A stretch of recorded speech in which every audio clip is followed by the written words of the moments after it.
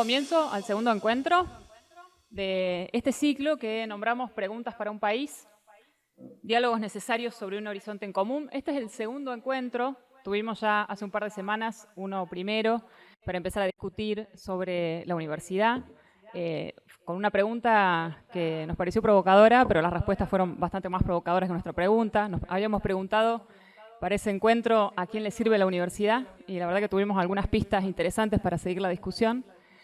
Y bueno, y el ciclo sigue.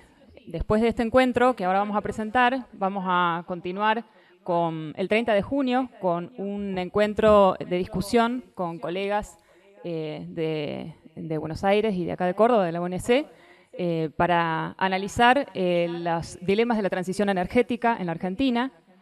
Y luego seguimos con otro encuentro para discutir la matriz productiva y los modelos de desarrollo, con una pregunta también que intentamos que sea provocadora, que es si mañana es mejor. Mañana es mejor pensar horizontes para el desarrollo, tratando de, como planteamos desde el principio del ciclo, generar preguntas y tratar de animarnos a algunas respuestas audaces que no habíamos escuchado o que quizá no tenemos ganas de escuchar, pero que nos permitan generar nuevos debates, nuevos diálogos, como también quedó planteado en el primer encuentro que estuvimos haciendo sobre la universidad.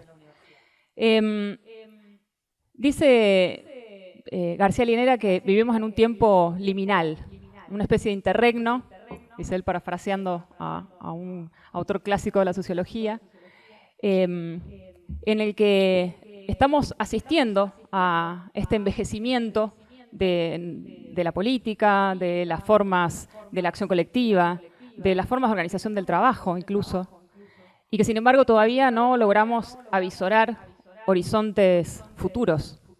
Pero no solamente no logramos avisorar futuros utópicos, sino que incluso si nos corriéramos de esas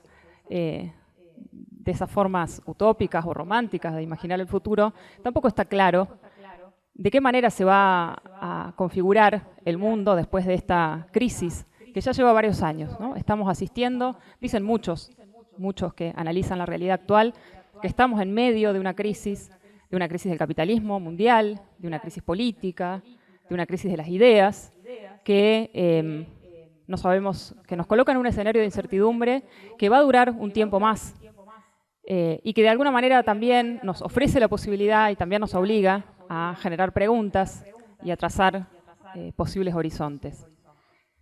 En medio de esa turbulencia, de este escenario de incertidumbre, también sentimos muchas veces, y esto es parte del diagnóstico que nosotros tenemos aquí en el sindicato, que sentimos que hacemos mucho, que estamos todo el tiempo haciendo cosas y que eso que hacemos no alcanza nunca y que muchas veces pierde sentido, o si tiene un sentido a un corto plazo, pero que no está trazando, no se está dirigiendo a ningún horizonte interesante, ningún horizonte colectivo prometedor.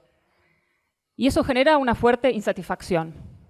Y por eso ese concepto de insatisfacción es uno de los que nosotros elegimos de un repertorio, ¿no?, que hay hoy en el discurso político y entre nosotros mismos y nosotras mismas, para hablar de esto que nos pasa individualmente, pero también de esto que le pasa a nuestra democracia, a nuestro sistema político.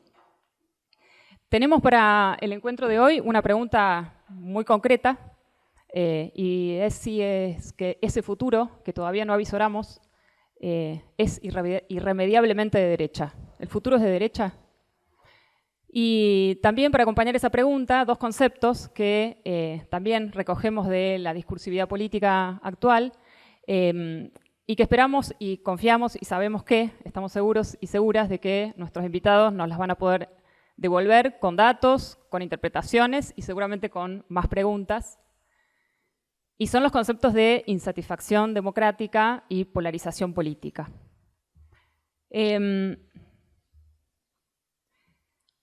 Creemos también que, además de hacernos preguntas, tenemos otras tareas urgentes.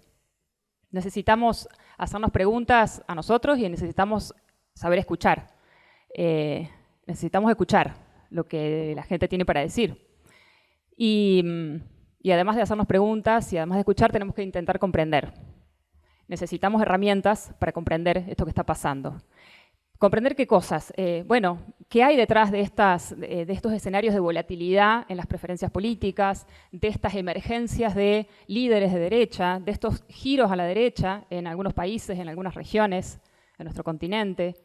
Entender qué hay detrás, en el fondo, abajo de la insatisfacción con la democracia, con la política, de la desmovilización, del desánimo que genera la política y la acción colectiva. Hay algunos autores, y lo hemos leído también en los colegas que están aquí con nosotros, el concepto de polarización afectiva, ¿no? Que intenta dar cuenta de que no toda la polarización tiene un sentido ideológico o una explicación ideológica, porque las personas no somos todos militantes ni analistas políticos, y que los sentimientos, las emociones, también juegan un papel fundamental en el orden social y también en la acción política. Y entonces una de las preguntas que nos hicimos cuando empezamos a pensar este encuentro de hoy fue justamente esa, ¿no? ¿Qué sentimientos, qué emociones, qué afectos, qué pasiones están sosteniendo y movilizando algunas formas de polarización que se evidencian hoy en la Argentina? Pero tenemos otras preguntas más. ¿Cuáles son los temas que están polarizando? ¿Cuáles son los contextos, los escenarios que habilitan formas de polarización más crudas? ¿Y cuáles son los escenarios y las coyunturas que frenan esos procesos de polarización? ¿Quiénes son los que se polarizan? ¿No? ¿Cómo se configuran sujetos, actores sociales alrededor de esas polarizaciones que se evidencian en el espacio público? ¿Se polarizan las élites, las dirigencias políticas, las organizaciones, la gente en general, las sociedades? ¿Por dónde empieza ese proceso de polarización? ¿Qué sentido tiene? ¿Cuál es el rol de los medios de comunicación, a los que solemos achacarles el 100% de la responsabilidad? Y para terminar, termino con una pregunta que podría ser la primera y que quizá da pie para que puedan empezar. Y es, ¿qué quiere decir que hay una sociedad polarizada? ¿Qué quiere decir que hay polarización política y social? Y por otra parte, también, recuperando el título del encuentro de hoy, ¿qué efectos, qué impactos creemos que tienen o que podrían tener estas dinámicas polarizadoras, polarizantes, en la calidad de nuestras democracias, si es que creemos que la democracia o la construcción de sociedades democráticas todavía tiene que ser un horizonte que guíe nuestra acción? Bueno, voy a presentar a nuestros dos compañeros, agradeciendo además la presencia y la presencia de todos ustedes, por supuesto. Gabriel Kessler es doctor en Sociología, investigador del CONICET, docente de la Universidad Nacional de San Martín y de la Universidad Nacional de La Plata. En 2016 recibió el premio Konex a la trayectoria y en 2019 fue nombrado por el gobierno de Francia Caballero de la Orden de las Palmas Académicas. Sus temas de investigación se centran en la polarización política y social en América Latina. Teníamos una lista de libros y esas cosas, pero después pueden pasar y comprar ahí en la... No, no hay venta. Y Gonzalo Azusa es sociólogo, doctor en antropología, investigador del CONICET, es docente de la Universidad Nacional de Córdoba. También investiga sobre desigualdad, actualmente centrándose en la dimensión simbólica de las desigualdades sociales en Argentina. Es discípulo y compañero de nuestra querida compañera Alicia Gutiérrez, que está acá también, a quien saludamos y felicitamos por su reciente jubileo. Bueno, y los dejo entonces con esas preguntas y todas las otras que quieran responder para que comiencen. Y bueno, como saben, después de que expongan los colegas, tenemos una ronda de preguntas y el diálogo que se pueda habilitar a partir de sus propuestas. Bueno, buenas tardes. Bueno, muchísimas gracias Leticia, Laura, Valeria, que está en Buenos Aires, por la invitación. La verdad que es un gusto estar siempre aquí en ADIUC. Así que bueno, y un gusto estar en Córdoba. Voy a comenzar, antes de decir lo que obligatoriamente decimos siempre las sociólogas y los sociólogos, que ante una pregunta lo primero que decimos es esto es más complejo. Después lo voy a decir, pero voy a evitar ese sesgo, ese irrefrenable decir eso, y voy a tratar de comenzar contestando la pregunta inicial. Si el futuro es irremediablemente a derecha, la respuesta es no.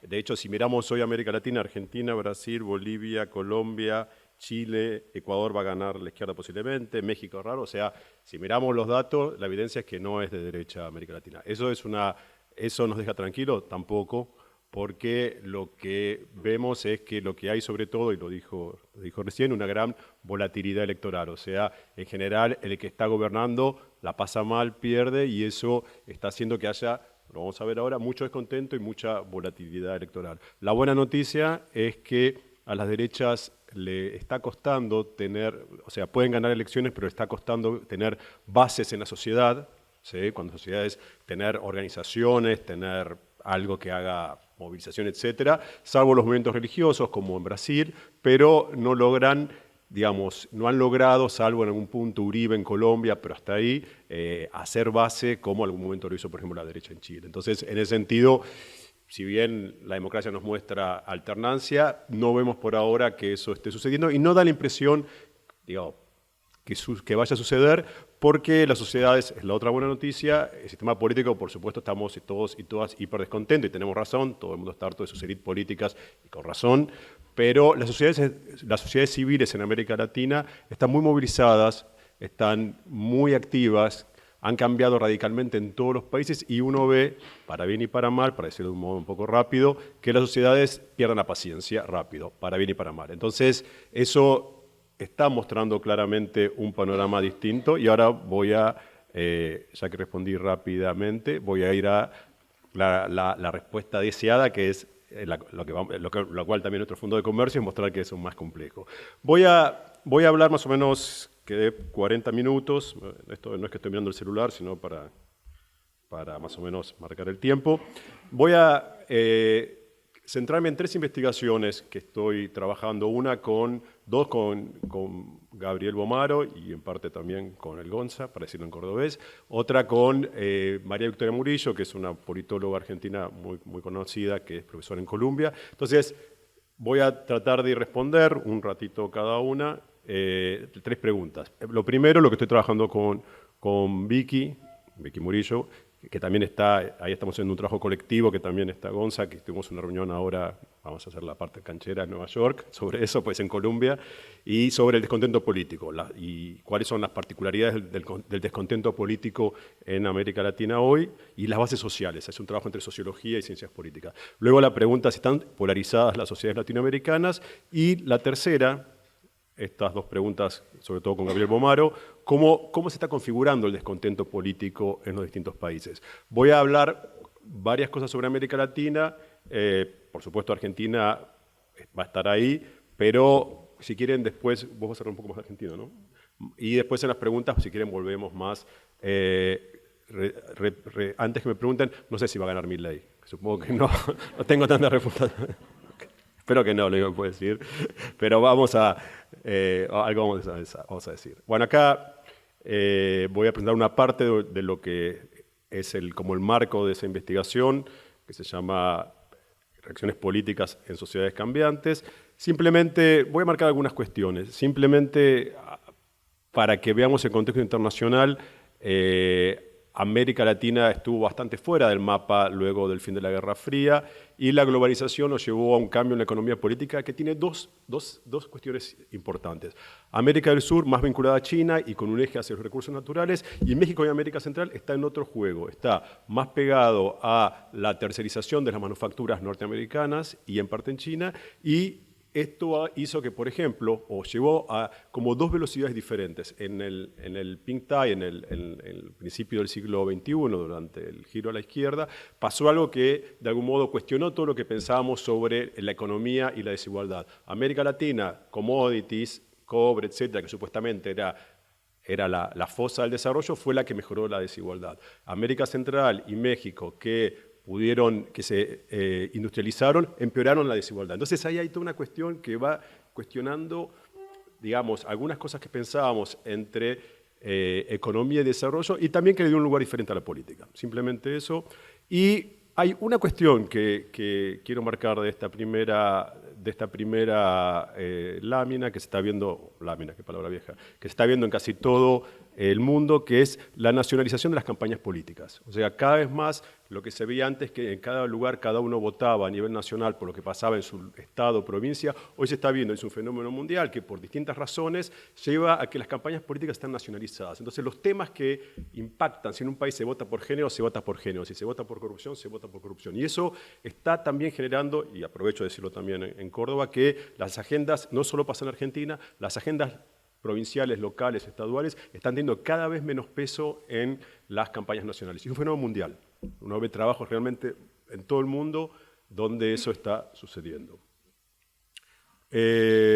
Hay también, eso no es un tema menor, eso, ustedes dicen, bueno, ¿por qué digo esto acá? Porque eso le da mucho, le ha dado mucha posibilidad de viaje de ideas a la ultraderecha. O sea, no es casualidad, y yo soy cero conspirativo en mi manera de pensar, pero está muy estudiado cómo, por ejemplo, las campañas de Trump después llevó a que Steve Bannon, etcétera, fueron a trabajar con Bolsonaro, habían trabajado antes en Filipinas, están trabajando con Orbán en Hungría, están trabajando en Polonia. Entonces hay, digamos, no sé si es causa o consecuencia, la nacionalización de las campañas sí es una aliciente para las derechas. Todavía no lo tomamos nosotros, la izquierda o los progres, pero eso está. El descontento político, estos son datos sobre América Latina, hay protestas sistemáticas después del boom de las commodities y desde 2019, América Latina, y hay toda una cuestión que preocupa mucho a los politólogos, que es el aumento, lo que se ve en rojo, el aumento de la insatisfacción con la democracia. Ojo, no quiere decir que necesariamente las personas digan que no quieren la democracia, pero están crecientemente insatisfechos, ¿sí? Y en América Latina ya es casi la mayoría, 60% de las poblaciones, en algunos países 70%, en Argentina es un poquito menos, están insatisfechos con la democracia, cómo funciona la democracia. Y eso es una de las cosas que está preocupando y se está viendo en casi todos los países de la región, y es un talón de Aquiles para, no sé si para una dictadura, pero sí para democracias menos democráticas, ¿no? Para sacrificar derechos por seguridad o por lo que sea, y eso lo estamos viendo en varios lados. Sigue habiendo una primacía del voto económico, pero la pregunta es, el problema más importante, pero inseguridad, lo que ven en violeta, también se plantea como un tema muy importante. En general, los periodos de resultados económicos buenos generan lealtades políticas más fuertes. Es difícil, la verdad, pensar el éxito del lulismo y el éxito del kirchnerismo sin pensar en que se distribuyó, ¿sí?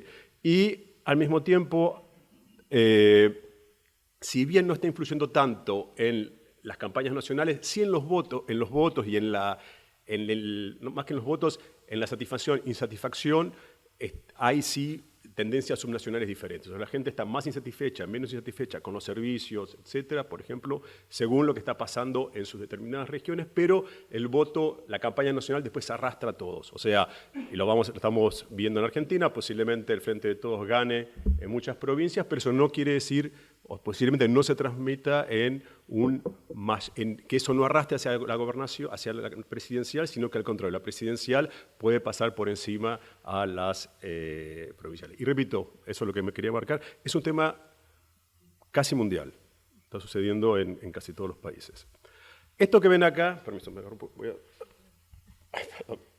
esto que ven acá, que no sé, es una indicación, es algo que hicimos con Victoria, explico algunas cosas simplemente, que lo que ven acá, no sé si se ve mucho, es los países de América Latina. ¿Puedo pararme? Sí, ¿no? Esto que está acá es lo que ven en la segunda, son los países, y lo que ven ahí al lado dice polarizado, polarizado, fragmentado, fragmentado, polarizado, fragmentado. ¿Qué quiere decir eso? Un indicador de polarización y de fragmentación es lo que se llama volatilidad electoral.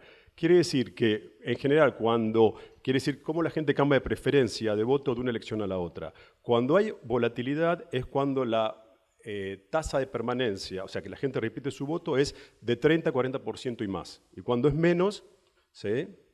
O sea, cuando solo un 20% mantiene, o 30% mantiene su voto, eso se llama volatilidad y habla entonces de un panorama fragmentado. Y si ustedes ven, casi todos los países de América Latina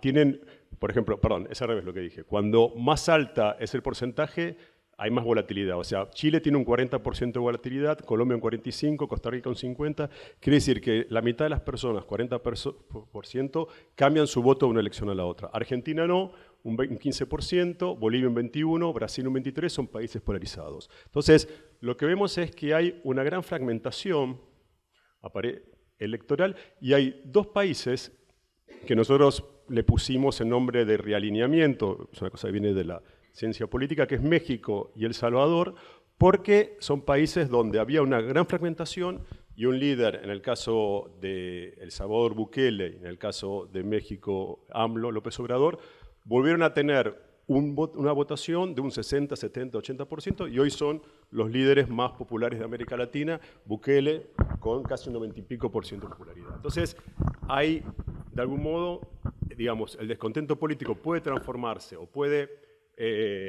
expresarse en una forma de fragmentación, ¿sí?, o en forma de polarización. Y lo que sí, estas formas son cambiantes. Posiblemente nosotros estamos pasando de una dinámica polarizada a una fragmentada, ¿sí?, donde vamos a tener, donde posiblemente muchas de las personas que votan al Frente o a Juntos voten a Milei.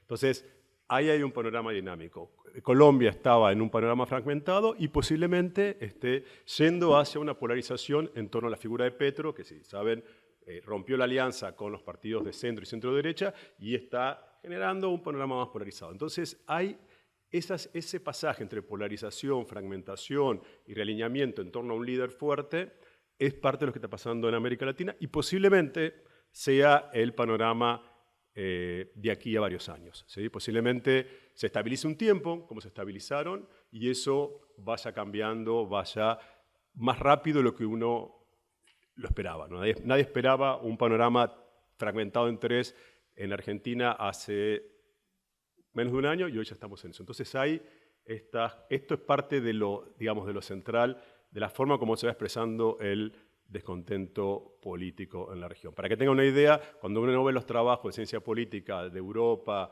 de los años 60, 70, 50, la tasa de mantenimiento de los votos era un 70, 80%, uno votaba siempre los mismos. Los partidos eran más estables también, nosotros tenemos un problema acá que es también, va cambiando la oferta política, pero esta volatilidad de la oferta y la demanda es un rasgo de América Latina hoy. Entonces, lo que vemos, este descontento que hablábamos al principio, se expresa por polarización, votos sobre todo contra alguien, entre fragmentación electoral, donde en general hay una desconfianza hacia todas las élites, ¿no?, lo que pasa en Argentina, lo que pasó en Colombia, y también protestas y abstención, digamos, abstención política que también ha crecido mucho en América Latina, sobre todo ahí donde el voto no es obligatorio, ¿sí?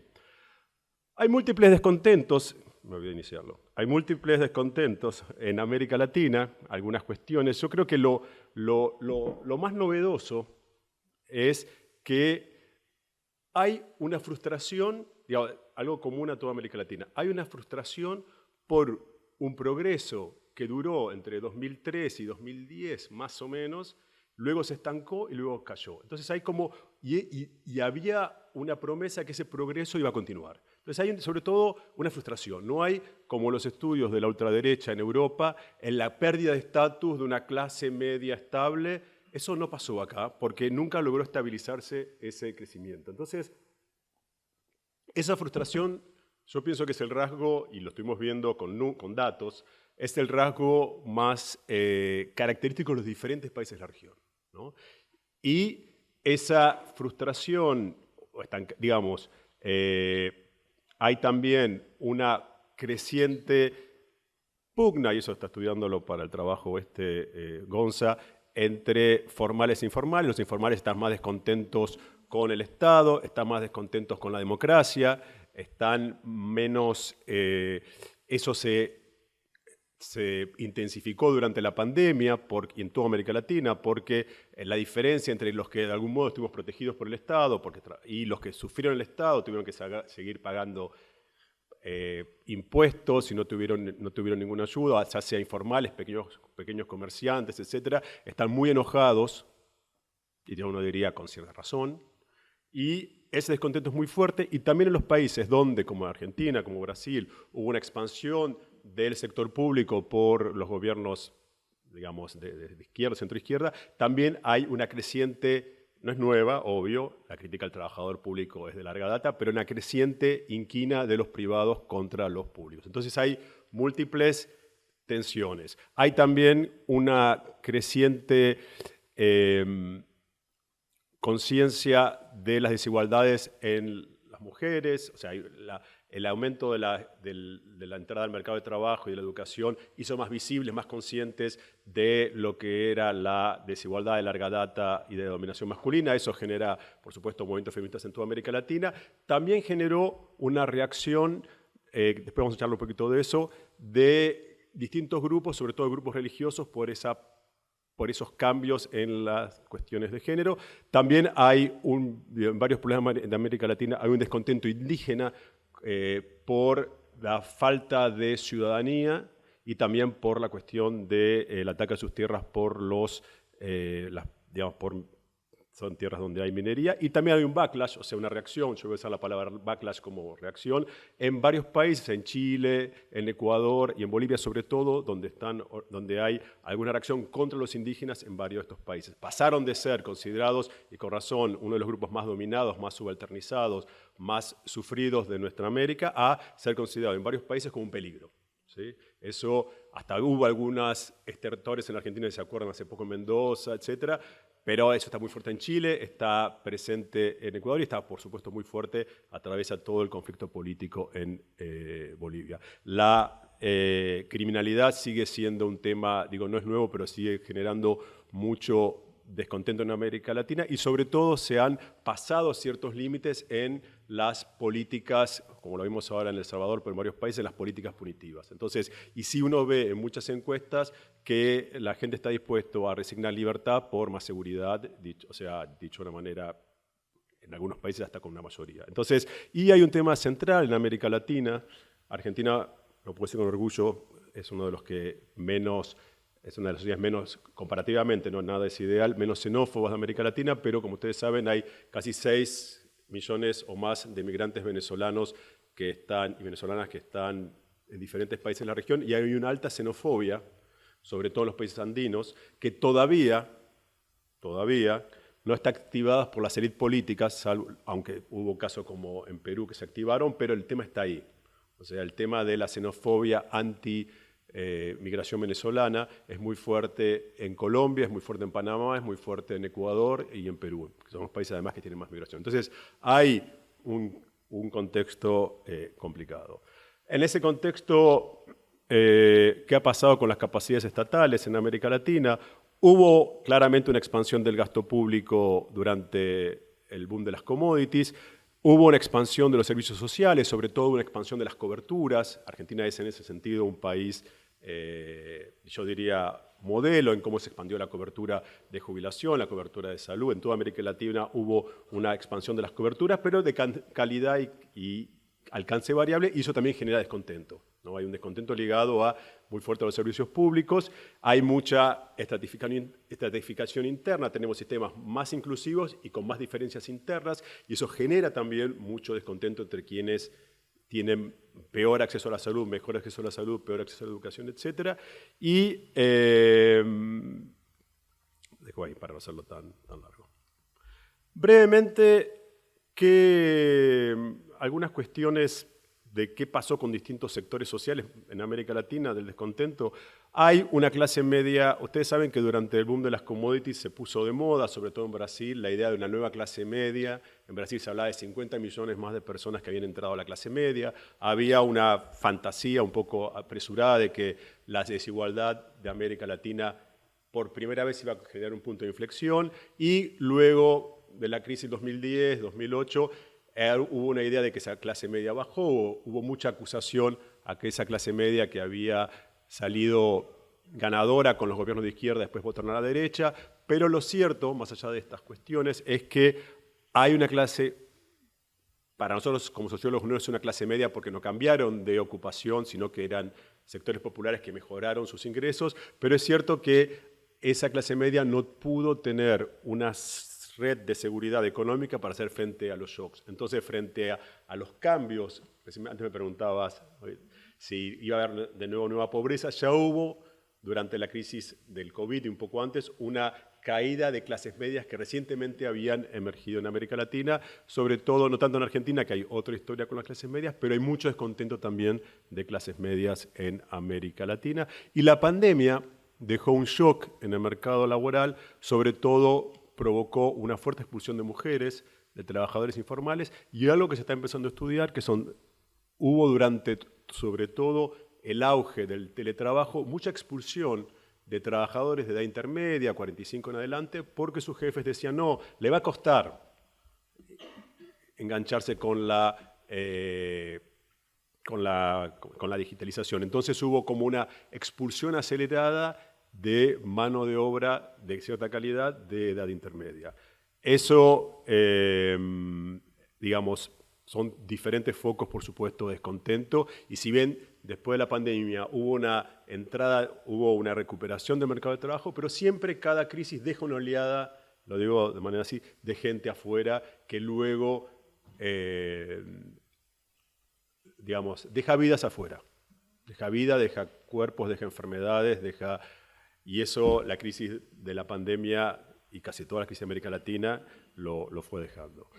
En general, esto algo ya dije, así que voy a pasar para, digamos, hay un descontento, hay también algo importante que está pasando con la juventud, que es, esta generación está entrando al mercado de trabajo en una peor forma que la de 10 años anteriores. Y eso es una forma de descontento y algo de lo que se está estudiando con el voto a Milei tiene que ver con eso, ¿no? Como que sus hermanos, no digo sus padres, los que entraron en el 2008, 2009, 2010, 2007, entraron en una mejor digamos, en una mejor situación. Y eso está generando mucho descontento. De todos modos, uno de los estudios que estamos haciendo, o uno de los colegas en el trabajo con Vicky Murillo, es si las nuevas generaciones son menos democráticas, y la respuesta es no. No son menos democráticas, pero sí hay un dato interesante que se ve que las nuevas generaciones, los más jóvenes, hay una polarización de algún modo entre una parte muy secularizada, que dice no tener ninguna afiliación religiosa, y una parte que tiene mucha, lo que se mide es si va mucho a la iglesia, que va mucho a la iglesia. Entonces, posiblemente, es algo que se acaba de descubrir este trabajo, quizás haya ya un foco de esa juventud en algunos países más conservadora y que está, digamos, motorizando esto que se llama como backlash, como una reacción frente a digamos, a los cambios. En relación ya que estamos en un ámbito universitario, lo que es interesante es que en muchos países hay mucha protesta universitaria contra las propias universidades. Eso pasa sobre todo en los países como Chile, Colombia y en parte en Perú, donde hubo mucha terminalidad educativa, poca oferta pública que pueda hacerse cargo de esa terminalidad, como en Argentina, y problemas también con la legitimidad de los títulos. O sea, en muchos de esos países, en muchos de esos países, esas universidades que eran de baja calidad, luego vieron que sus títulos fueron, digamos, no fueron reconocidos por las autoridades, los alumnos y las alumnas estaban endeudados y eso generó protestas. Argentina, Brasil, México tienen otra cuestión. Argentina tiene mucha terminalidad educativa en el secundario, pero tiene una oferta pública que lo recoge. Brasil tuvo un aumento de la oferta pública y las luchas fueron más hacia las cuestiones de las cuotas de afirmación racial o por más pobres, y México también tiene otra oferta. Pero digamos, ahí hay un foco de tensión en muchos países de América Latina porque la oferta universitaria, la población universitaria, como ustedes saben, ha aumentado increíblemente y es uno de los cambios más grandes en América Latina y, digamos, casi ningún fenómeno se puede entender sin el aumento de la población universitaria de clases medias, medias bajas, que antes no había ingresado a la universidad. O sea, nada de lo que está pasando en América Latina, las luchas feministas, las luchas indígenas, las luchas de los afrodescendientes, no diría se entenderían, pero están muy vinculadas con toda una dirigencia y una capacidad de haber pasado también por las universidades.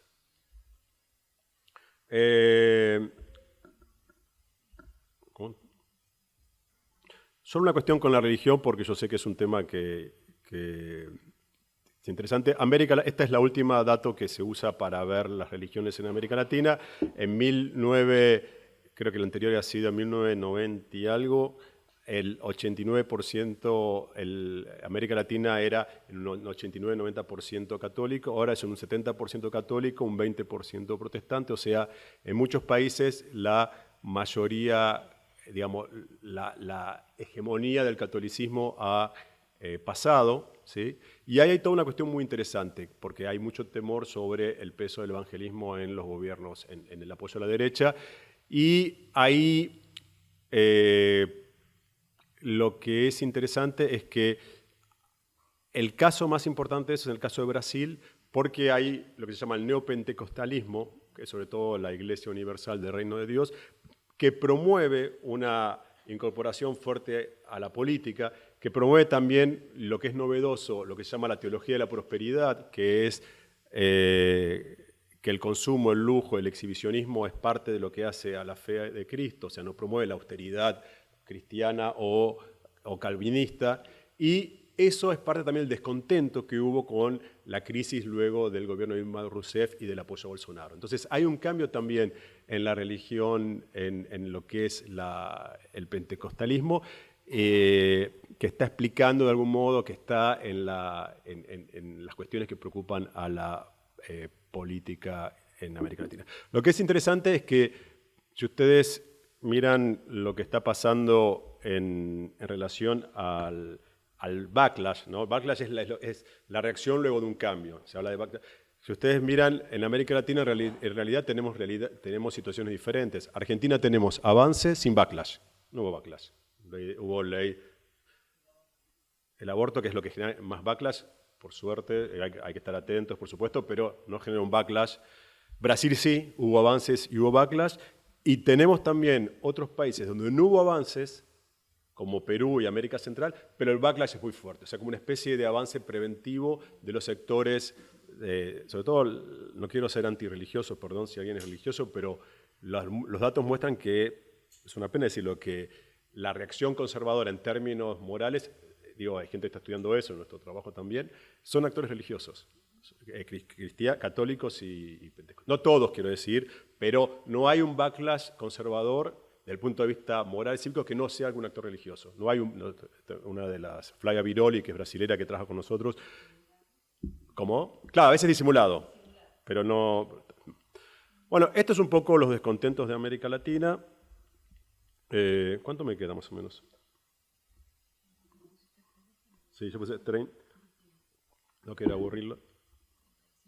Ah, está perfecto.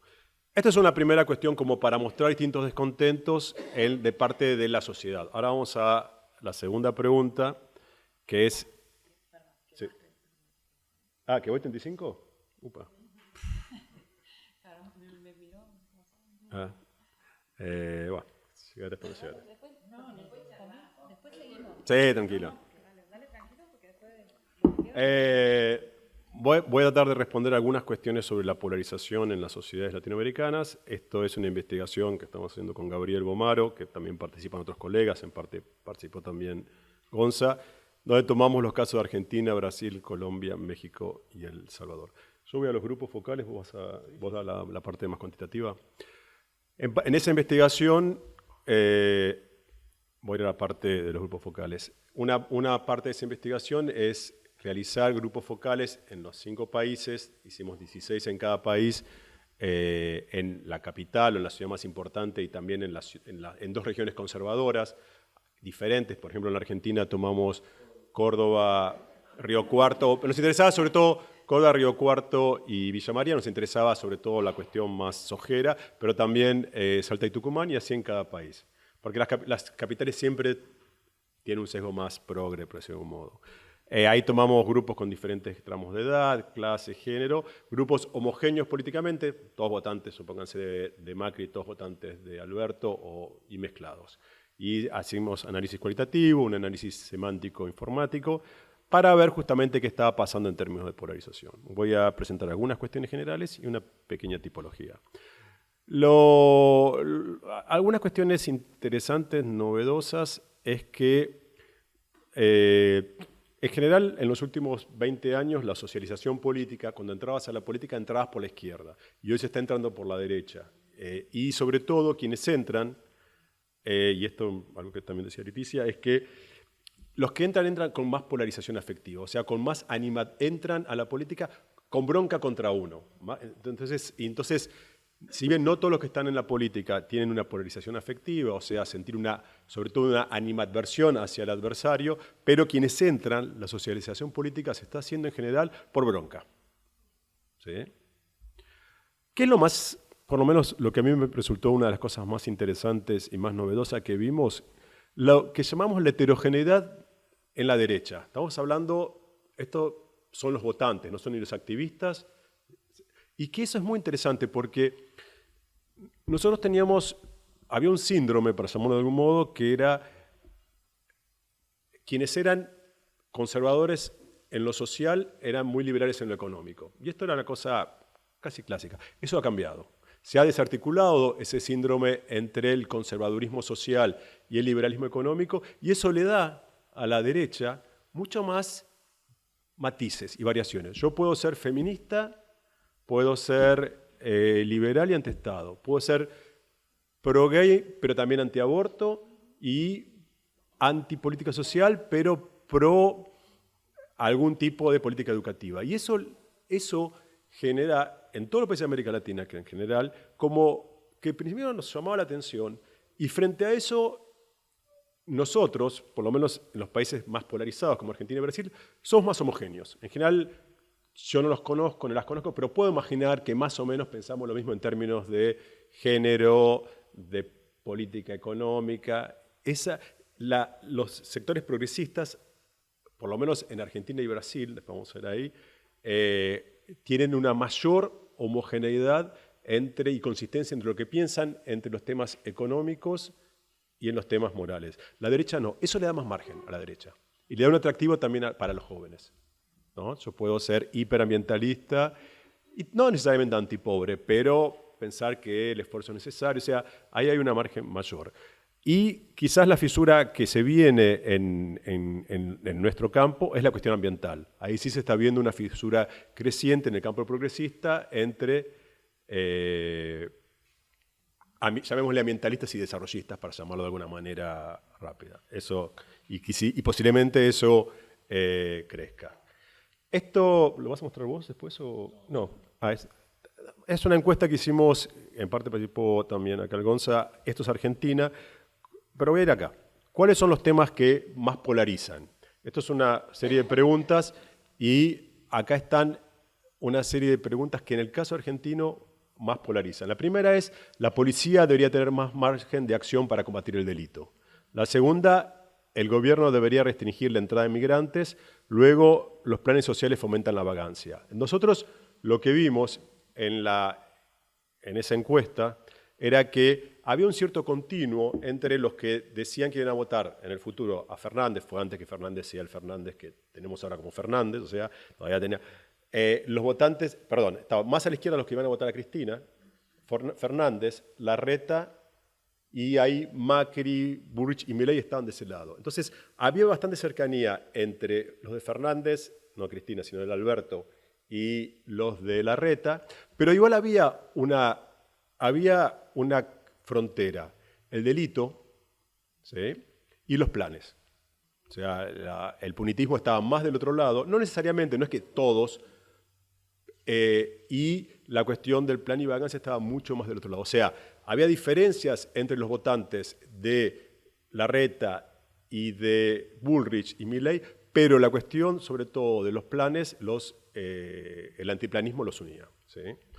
Y entre los que votaban a Cristina y decían que iban a votar a Alberto, el tema, sobre todo, que los diferenciaban era el tema de la corrupción. Si la corrupción era un tema importante o no. A los votantes de Cristina decían que no era un tema importante, los votantes de Alberto decían que sí, sin decir a quién era. O sea, lo que nosotros mostramos es que había continuidades, había diferencias dentro interior de cada coalición, había continuidades, pero también hay algunos temas que hacen clivaje entre unos y otros. La polarización afectiva es recíproca, o sea, los votantes de Fernández, los votantes de Macri, los votantes de Bolsonaro, los votantes de Lula o de Haddad, consideran que el otro es el manipulado, el otro es el confundido, el otro es el que escucha fake news, nadie cree que es un tarado que escucha fake news, entonces también es poco útil tratar de hacer una lucha con la fake news. Además, yo puedo deconstruir una fake news sobre, por ejemplo, las vacunas, porque eso pasó. Pero si me dicen, no, esto es mentira, no, Cristina no robó esto, bueno, pero robó lo otro, o sea, sobre temas ideológicos, donde está ligado por valores, el fake news no importa, no es en la forma como descubrir. El discurso del odio es del otro, yo creo que eso sobre todo nos interpela a nosotros de cómo trabajar la mirada sobre el otro, porque cuando trabajamos la mirada de la derecha como odio, fake news, etc., estamos de algún modo presos de la polarización afectiva y sin lugar a dudas cohesionamos a la tropa, pero no movemos un ápice en el campo diferente. Y una cuestión también importante para nosotros es que no todo votante de Bolsonaro es bolsonarista. O sea, ¿qué nos pasaba? Gente, sobre todo Bolsonaro, que es Bolsonaro, o sea, gente criticaba a Bolsonaro, no me gusta cómo hizo esto, lo otro. Al final de los grupos focales le preguntamos, si mañana hubiera elecciones, fue antes de las elecciones, ¿a quién lo votarían de nuevo, Bolsonaro? Y sí. Entonces, la fuerza de la identidad negativa del voto contra el otro es sumamente fuerte. Y eso es algo que para tomar en cuenta, etcétera. Pero sí creo que es un error pensar que todo votante de un candidato de derecha acuerda con todo el ideario de las personas de derecha. Eso lo mostraron también los estudios sobre Estados Unidos, pero a veces nosotros, cuando trabajamos sobre eso, hacemos una confusión que no puede ser muy útil. 10 minutos y termino. ¿No? Una cosa que nosotros vemos también en el trabajo que hicimos con Gonza y con dos colegas sobre ideologías económicas, que el eje...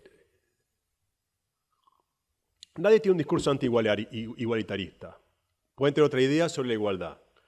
El eje es la cuestión distributiva y el Estado. El eje es el Estado, sobre todo en la Argentina, pero en otros países, y como dijimos, la pandemia hizo que eso se haga más fuerte. Hay un creciente sentimiento antiplanes sociales, y eso tiene cierto... No digo lógica sociológica, porque hay 2 décadas de planes sociales, entonces que la gente pregunte sobre una política si sirve o no, digo, es parte, más allá del que ahí salen todos los discursos, por supuesto, antipobre, pero es parte de las políticas. Y en general, algo que vimos también con Gonza en otra investigación, que la cuestión distributiva se piensa en forma sistemática. Sí, ¿vos vas a hablar un poco de eso? No va a hablar de Gonza. Como decía, del tema moral-cultural, hay distintas formas de avance, hay backlash con avances sin avances, hay distintas formas, digamos, en general la derecha, y eso se vio en Brasil, no solo y se vio en Argentina, no solo en estos temas, que la derecha muchas veces su backlash es silencioso, es de financiar. El backlash es más simple de financiar. Entonces muchas veces, y eso se vio en Brasil, se vio con el gobierno de Macri, y es algo para estar atento. En muchos casos, dijimos, nadie expresa, o casi nadie en los grupos focales, posiciones antiigualaristas entre género, pero se critica en muchos casos a las feministas por ser agresivas. O sea, muchas veces los discursos antifeministas son pertinaces, parecen que no están ahí, pero están ahí. Y lo que nosotros, una conclusión que llegamos, que nosotros discutimos en los grupos focales, es que en general lo que nosotros vemos, sobre todo se vio más en Brasil que acá, que los votantes de Bolsonaro, no digo los políticos que puso Bolsonaro, que eran increíblemente reaccionarios, sobre todo lo que discutían era el control sobre la agenda. Era la sensación de que la agenda de género y diversidad sexual había avanzado mucho, y no es que estaban desacuerdo con todo, pero decían, bueno, esto sí, esto no. Era el intento de recuperar el control de esa agenda de su campo. Por supuesto, ese control siempre era para restringir derechos, nunca para avanzar, pero había la idea de que sobre algunos temas quiero decidir yo, ¿sí? Y eso estaba mucho en la discusión sobre la agenda. Ahora, uno dice, bueno, entonces no va a haber un backlash. No sé, porque lo que también vemos es que muchas veces en la derecha, en el pensamiento de derecha, muchos de estos temas están articulados. Por ejemplo, está bien, pero se gastó ya demasiada plata en eso. Entonces, no va a haber un backlash en el sentido más conservador religioso, pero ya está. Ya hubo mucho de género, ya está. Entonces, hay como articulaciones diferentes entre un pensamiento de derecha. 2 minutos y con esto termino. Lo que nosotros tratamos de ver, comparando los países, es cómo se articulaba este descontento político y encontramos 3, en los países que estudiamos, recuerdo, son Argentina, Brasil, México, El Salvador y Colombia, encontramos como tres formas de configuración ideológica. Una es polarización política con alineación ideológica, que es Brasil y Argentina. ¿Qué quiere decir esto? Los 2 campamentos, como diría Gabriel Bomaro, están alineados. Sabemos quiénes están de un lado, quiénes están del otro, y hay lo que se llama consistencia. Como les decía antes, los que piensan en general algo sobre un tema distributivo, va a pensar algo parecido sobre los impuestos, sobre los planes sociales, y también entre la agenda de género y la agenda social. Va a haber cierta organización. Y eso está ligado a preferencias electorales estables, y eso de algún modo tiene de bueno que organiza el descontento. No son todos los políticos, sino es el que está gobernando ahora o el que gobernó antes. Y eso en general se debe o está ligado a que hubo coaliciones sociopolíticas de izquierda, con redistribución, con estabilidad, y eso proporcionó marcos interpretativos, los gobiernos con coaliciones sociales progresistas, que de algún modo fueron penetrando o fueron haciendo sentido en la sociedad. El peronismo se volvió más progre con el kirchnerismo, no lo dudemos, y si uno lo mira, lo que sería del otro lado, el antiperonismo o el radicalismo, finalmente, parecemos, fue el PRO el que lo terminó de una consistencia ideológica, ¿no? Entonces los 2 campamentos lograron tener ahí una especie de organización. El otro caso era Colombia pre-Petro, era lo que llamamos descontento generalizado con escaso contenido programática.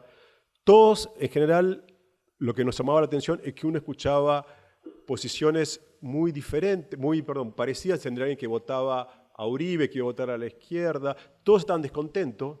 Había un hartazgo con las élites. La idea era que siempre gobernaron lo mismo, la idea de una cancha inclinada. Cualquier cosa que se haga igual va a beneficiar a los políticos. Y, por ejemplo, aún gente de izquierda era antiimpuestos porque decía, igual de todos modos, los impuestos los vamos a terminar pagando los pobres. La agenda cultural, en estos casos, polarizaba en algún momento en el acuerdo de paz, pero no tenía una relación muy clara con el voto. Entonces no era algo tan organizado como en Argentina y Brasil, donde uno veía 2 campamentos con cierta consistencia ideológica. Eso cambió, hoy vamos a ver qué va a pasar, pero sí la sociedad no se veía a sí misma polarizada, veía polarizada a las élites. En cambio, en Brasil y en Argentina, la gente se ve polarizada a sí misma y ve polarizada al gobierno. Y finalmente, lo que está sucediendo ahora, en México y El Salvador, a pesar de sus diferencias, había una relativa desorganización previa de la oferta política, había un desajuste entre los marcos y las agendas. Uno escuchaba en México posiciones pro-género entre votantes de la derecha, cosas antigénero en votantes de izquierda, y lo que se ve ahora, a pesar de las diferencias entre Bukele y López Obrador, es que hay una estrategia deliberada de polarización de parte del propio presidente, ¿sí?, sin un contenido programático muy claro. En Bukele es más de derecha claramente. En AMLO es raro porque hay cosas progresistas, pero también el país está militarizando, está contra los movimientos sociales.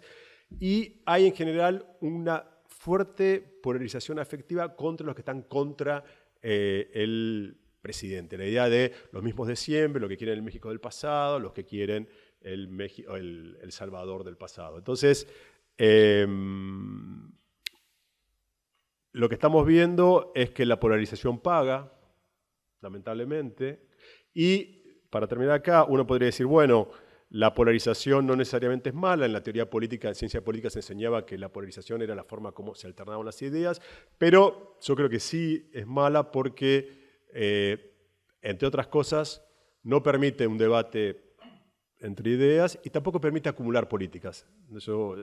Si vos consideras que todo lo que dice el otro es todo malo, entonces esa es un poco la situación, pero posiblemente el descontento y la volatilidad va a seguir haciendo que este panorama siga siendo, no sé si cada vez más rápido, pero que tenga una difícil estabilización. Bueno, perdón si fue un poco más largo y muchas gracias. Después, igual en las preguntas seguimos. Bueno, Buenas noches. Gracias a la organización por la invitación. Yo voy a ser, creo, más breve y más focalizado, y probablemente repita bastante de lo que dijo Gabriel, pero bueno, es para profundizar un poquito en algunas de esas discusiones y aprovechar la visita de Gabriel sobre todas las cosas. Mi idea es volver sobre algunas cosas mucho más puntuales y tratar de pensar cómo nos afecta o nos orienta en relación a cómo encaramos los debates políticos propios en la escena pública. Y dentro de todo lo que estuvo contando Gabriel, yo me voy a centrar específicamente en lo que son consensos y disputas distributivas, que eso es lo que vengo trabajando con más atención y que implica una serie de dimensiones. En primer lugar, esto que llamamos actitudes y opiniones de la ciudadanía frente a la desigualdad. Y que no solamente cómo medimos la desigualdad, sino también cómo le explicamos, qué razones encontramos, qué paradigmas se aplican ahí en la población, qué creemos que sucede, pero también qué creemos que hay que hacer, cómo creemos que debemos intervenir para resolver los problemas de desigualdad, y también cómo se definen de alguna manera sujetos imaginarios de la desigualdad. Porque de alguna manera todo proceso redistributivo implica algún tipo de responsabilidad cívica impositiva y algún tipo de definición de grupos vulnerables a los cuales hay que ayudar. Y en eso había algo de lo que mencionaba Gabriel. Cuento un poquito, por ejemplo, en un relevamiento como Latino Barómetro, que incluye preguntas sobre, por ejemplo, ¿quién recibe más de lo que merece? Y ahí, en el ámbito progresista, en el ámbito de las ciencias sociales, muy rápidamente nosotros identificamos a las élites económicas, a los ricos o a los hiperricos post-Piketty, como aquellos sobre los cuales hay que, de alguna manera, extraer recursos para redistribuir. Ahora, en la población lego, los primeros que parecen mencionados como privilegiados en exceso son todos agentes del Estado. Jueces, presidentes, diputados y por elevación empleados públicos, algo que mencionó Gabriel. Y luego, cuando mencionan o identifican a quiénes son los que reciben menos de lo que merecen, la mente sociológica dice pobre, casi como pavlovianos, pero la respuesta en estos sondeos de opinión es muy comúnmente trabajadores. Y ahí aparece otro núcleo también, un repertorio simbólico importante, vinculado a una forma de concebir y de dividir la estructura social que no es la nuestra, en nuestro ámbito profesional, que no tiene que ver con la desigual distribución de los recursos, sino más bien con esta sociedad imaginada dividida entre quienes trabajan y quienes viven de esos que trabajan. Una sociedad casi en mitades, ¿no? También pensando que el contexto de debate político hoy es distinto tanto del de 2019, en términos electorales, en donde había el fin de un ciclo de una coalición de centro-derecha que había fracasado, como plantean Bomer y Jané, y también es distinta, muy distinta, de la del 2015, en donde parecía que los consensos estaban relativamente fuertes y ambos discursos tendían hacia lugares de centro, ¿no? Había por lo menos en el caso de Cambiemos, había una expresión bastante moderada en relación a política científica, asignación universal por hijo. Entonces, la idea también sería pensar específicamente en agenda distributiva qué significa ser de derecha. Y recuperar también algo que lo he escuchado siempre a Gaby, pero justo ahora no lo mencionó, pero es preguntarse si en el fondo lo que están polarizadas son las élites o la ciudadanía en general, o bien si la polarización de la ciudadanía viene de la polarización de las élites, pero acá en clave de cómo participamos en el debate público, no confundir líderes referentes con votantes ciudadanos. Así que voy a tratar de pasar por 3 puntos y nada más. Primero, tratar de identificar cuáles son esos puntos de la agenda redistributiva que efectivamente polarizan, para pasar a decir a quiénes polariza y de qué manera. Lo segundo es pensar esto que decía Gabriel en relación a la ortogonalidad. Digamos. De qué manera los posicionamientos políticos no son intelectuales, no son teóricos, esto es algo que nos cuesta muchísimo a nosotros entender, sino que muchas veces son parciales, son compromisos reversibles y contradictorios, y esto tenemos que saberlo también. Y por último, que está siempre la búsqueda de la estructura social como eso que nos va a permitir explicar los posicionamientos, y si bien la estructura social efectivamente pesa, las identidades políticas organizan, y esa traducción no es nunca mecánica. Bueno, empiezo contando una cosita metodológica, perdón. Pero cuando yo me incorporo al proyecto que dirigen Gabriel y Gabriel, accedo a un texto que es clásico en relación a los estudios de polarización y que me pareció interesante traer para hacernos una imagen literal de cómo luce la polarización, ¿sí? Y por qué la de abajo es una estructura polarizada en un sondeo de opinión sobre algún tema, ¿sí? Con una escala de acuerdo. Si miran la primera, la de arriba, hay claramente una concentración de casos hacia la izquierda. Es una izquierda numérica, ¿no? Pero digo, hay una concentración de casos, supongamos, en el desacuerdo. Entonces, ahí lo que hay es un consenso, es una aglomeración de opiniones, no una polarización. En el segundo caso, lo mismo, pero hacia la derecha, por lo contrario. Y en el tercer caso, tendencia de centro, ¿sí? Lo que nosotros buscamos cuando buscamos polarización es eso que se ve abajo. Dispersión y bimodalidad, le dicen los autores, ¿sí? Dos polos imantando. ¿Qué es lo que acaba de describir Gabriel recién en Brasil y en Argentina? Ahora, lo que nos pasaba era que cuando íbamos a buscar esa distribución en encuestas que se aplican en todo el mundo, sondeos muy serios, digamos, que se vienen haciendo hace mucho tiempo, no era tan sencillo encontrar esa distribución tan clara, entre otras cosas porque estos sondeos usan preguntas clásicas, fraseos clásicos, que, como dice Gabriel, le falta poner la situación de la sábana corta. Porque si nos preguntan, ¿la desigualdad está mal? Y sí, vamos a contestar que sí, que la desigualdad está mal. Ahora, si se ofrece algún tipo de trade-off, como por ejemplo, pero vos que sos de decil 10 tenés que pagar más impuestos, ahí, en general, hay por lo menos un parcial recule. Eso es lo que muestran los experimentos hechos al REP. Entonces, quería mostrarles cómo era el fraseo de una pregunta claramente distributiva en la encuesta mundial de valores. ¿Sí? Para identificar, por ejemplo, apoyo a la progresividad impositiva. Entonces, el fraseo ahí era: declare su grado de acuerdo con que cobrarle impuestos a los ricos para subsidiar a los pobres es esencial para la democracia. ¿Sí? Y ahí lo que nosotros pudimos hacer un tiempo después fue, con un relevamiento propio aplicado en AMBA, pudimos definir nosotros el cuestionario, y ahí quisimos preguntar de una manera mucho más adaptada al debate local. Y ahí el fraseo fue: los impuestos en Argentina castigan al que le va bien. ¿Sí? Y pretendíamos captar posiciones un poco más claras. Y pasó esto. Si ustedes miran la de la derecha, esa es la distribución de la encuesta mundial de valores. Si ven, hay un cierto corrimiento hacia la derecha, pero es decir, hacia el acuerdo, no hacia la derecha ideológica. Hacia el acuerdo, pero no hay polarización clara.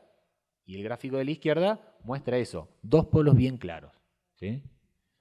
Esto en relación a los impuestos. Si nos vamos a otro, que era el otro eje que mencionaba Gabriel, el lugar del Estado, la encuesta mundial de valores también tenía una pregunta que era si el gobierno debería tomar más responsabilidad en la vida de las personas. Y fíjense de nuevo, la distribución está lejos de ser polarizada. Nosotros preguntamos, nosotros lo que planteamos era: en Argentina el Estado desalienta la iniciativa privada.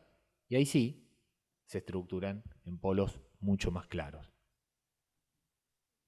Bueno, eso para plantear una primera cuestión que tiene que ver, depende, esa es la otra respuesta condicionada de los sociólogos. Una es más complejo y otra es depende. Bueno, pero depende de cómo preguntemos, básicamente. La segunda cuestión que mencionaba Gabriel, esta cuestión de la ortogonalidad, si estamos ante posicionamientos consistentes en una serie de ámbitos, y ahí traje algo solo de peleador nomás, pero el grafiquito es un modelo de regresión. Si la figurita se va hacia la derecha, quiere decir que esa variable tiene un efecto positivo sobre la variable dependiente, y si va hacia la izquierda, tiene un efecto negativo. ¿Cuál sería la pregunta? Las variables objetivos son apoyo a la democracia, apoyo a la redistribución, apoyo a aumentar el gasto social para ayudar a los pobres y apoyo a la progresividad impositiva. Y lo que yo les remarqué ahí es el efecto de los años de educación. Es decir, a más educado, a más formado, a más instruido, a más titulado, ¿qué sucede? Entonces, primero, en relación al apoyo a la democracia, mientras más años de educación, más apoyo a la democracia. Algo esperable, lógico.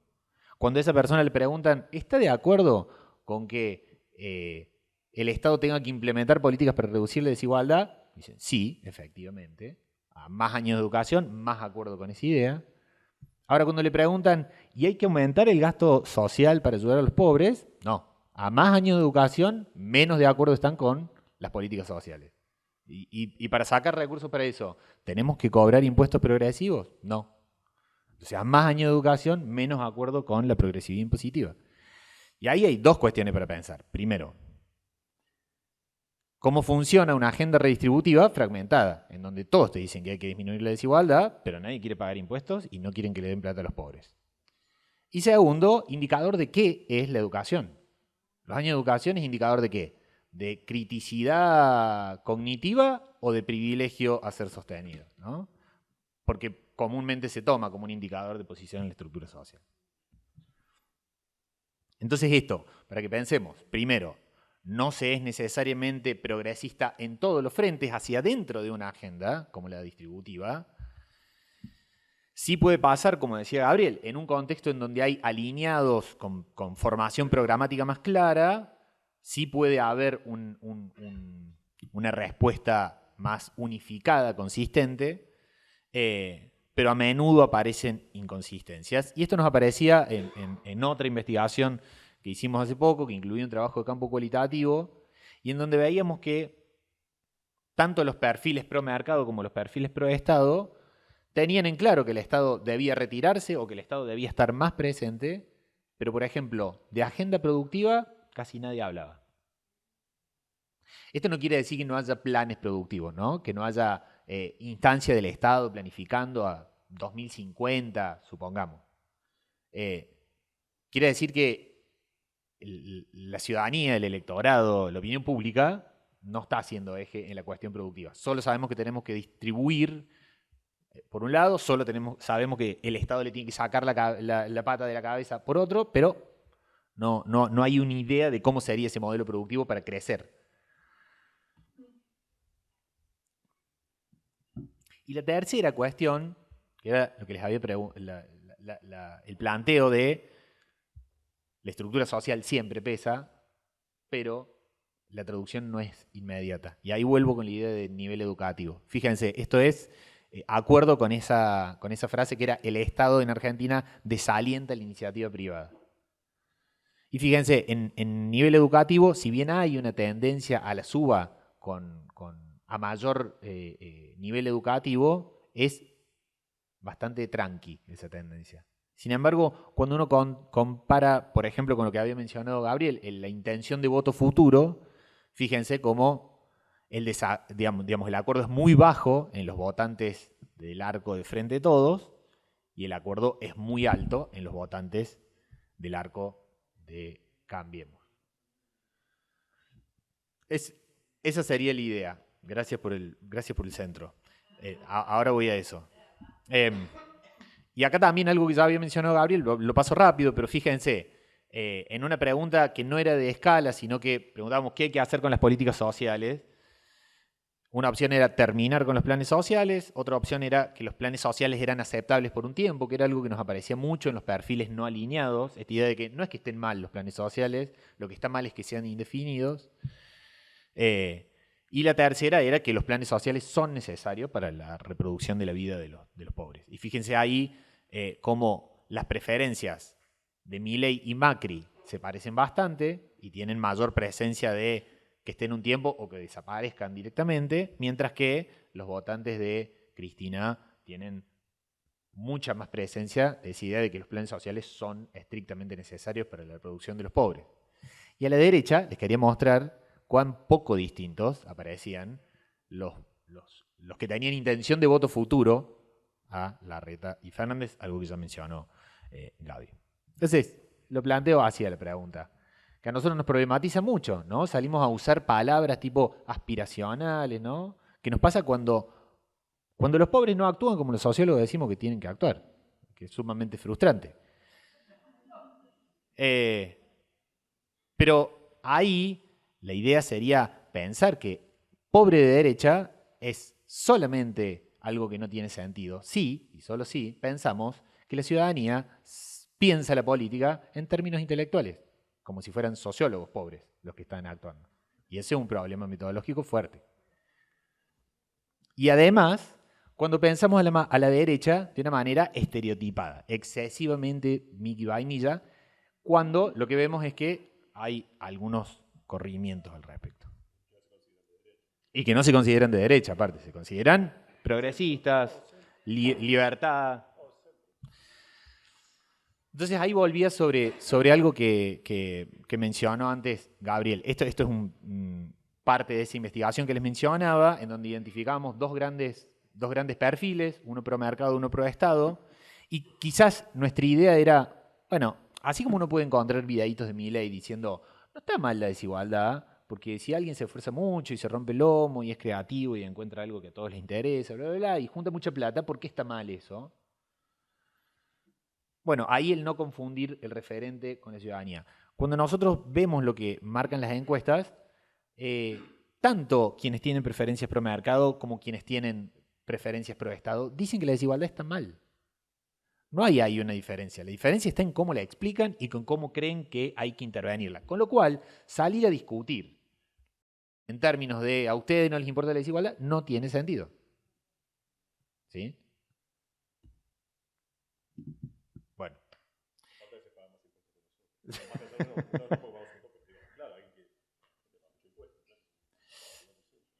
Entonces, hay algunas ideas como muy chiquititas, pero tenemos que revisar la forma en la que preguntamos. Tenemos que preguntar mejor para saber más, y saber más es importante. Pienso en la contratapa de Clarín de nuevo.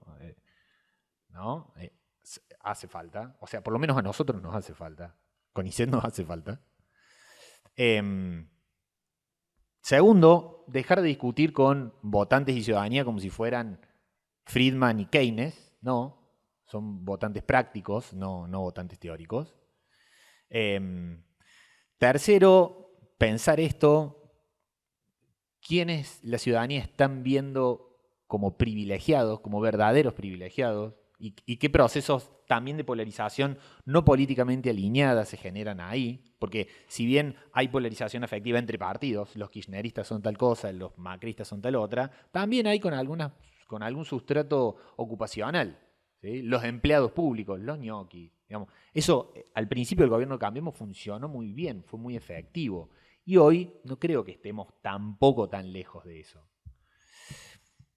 Y finalmente, abandonando el enojo con respecto a lo que deberían hacer los sectores populares si fueran creaciones imaginarias de la sociología, también tenemos que pensar, primero, que los sectores populares, así como la élite, no son homogéneos, que hay fracciones de esos sectores populares. Nosotros cuando hace poquito hicimos un informe y lo que encontramos era que la identificación del kirchnerismo en el polo marginal, en los más precarios entre los pobres, entre los sectores populares, era bien arraigada.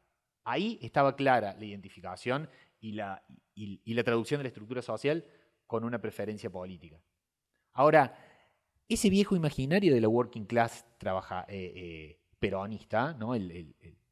Pensemos en los operarios reales, pensemos en los operarios de Renault. Pensemos que en 15 años entró en la agenda de demandas el impuesto a las ganancias. y esto también de peleador, pero lo hacemos acá. A mí siempre me da curiosidad, efectivamente, cuántos son los que pagan. Y le pregunté a un economista el otro día que tiene acceso a datos de presupuesto. Me decía, más o menos, se calcula que son 1 millón los que pagan y con estas nuevas actualizaciones se van a 800.000. Pero seamos amables y digamos 1 millón. El último dato de asalariados registrados es de 6.200.000. ¿Sí? Y sabemos que los asalariados registrados son el 50% de la fuerza de trabajo, porque después tenés un 30% de asalariados en negro y tenés otro 20% de independientes que en general son informales, ¿no? Entonces, los que están pagando ganancias son entre el 6 y el 8% del total de la fuerza de trabajo. Y vienen siendo más o menos un poquito más, un poquito menos, pero no han variado en gran parte. Y durante años tuvimos como primer punto de las demandas del movimiento obrero organizado sacar el impuesto a las ganancias. Entonces,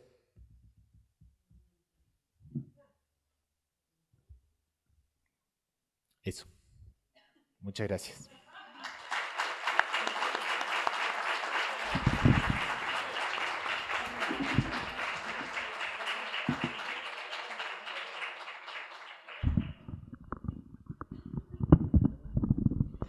Bueno, muchas gracias. Esperábamos un poco esto y no tanto. Porque me parece que hay mucho más de lo que imaginábamos acá como datos, como elementos para la discusión. La idea de este ciclo, yo lo dije muy brevemente al principio, pero la idea de este ciclo es el de seguir pensando y seguir construyendo herramientas para la acción política, ¿no? Me parece que los colegas, los compañeros dejan acá varias cosas para pensar. Yo hablaba al principio de un escenario de incertidumbre, de insatisfacción, ¿no? Y al mismo tiempo, bueno, acá hay otros elementos que tienen que ver con, bueno, cuáles son las condiciones para imaginar la configuración de la acción colectiva, de imaginar, de nuevo, colectivos, alrededor de qué agendas, ¿no? Con estas formas de fragmentación, esta falta de esta heterogeneidad que nos están contando que existe, tan distante de ese sujeto ideal que imaginamos de acuerdo o en desacuerdo con una agenda que nosotros podemos enumerar así, con los dedos de la mano. Y también pensando en esto, digo esto para abrir la discusión, esta idea de la polarización afectiva, el carácter recíproco, ¿no? Cómo nosotros muchas veces nos ponemos del lado de los que no odian y los que tienen la capacidad de ver por detrás de las fake news y de entender lo que realmente está pasando, y que del otro lado ven lo mismo de nosotros y nosotras. Bueno, ¿qué hacemos con eso, ¿no?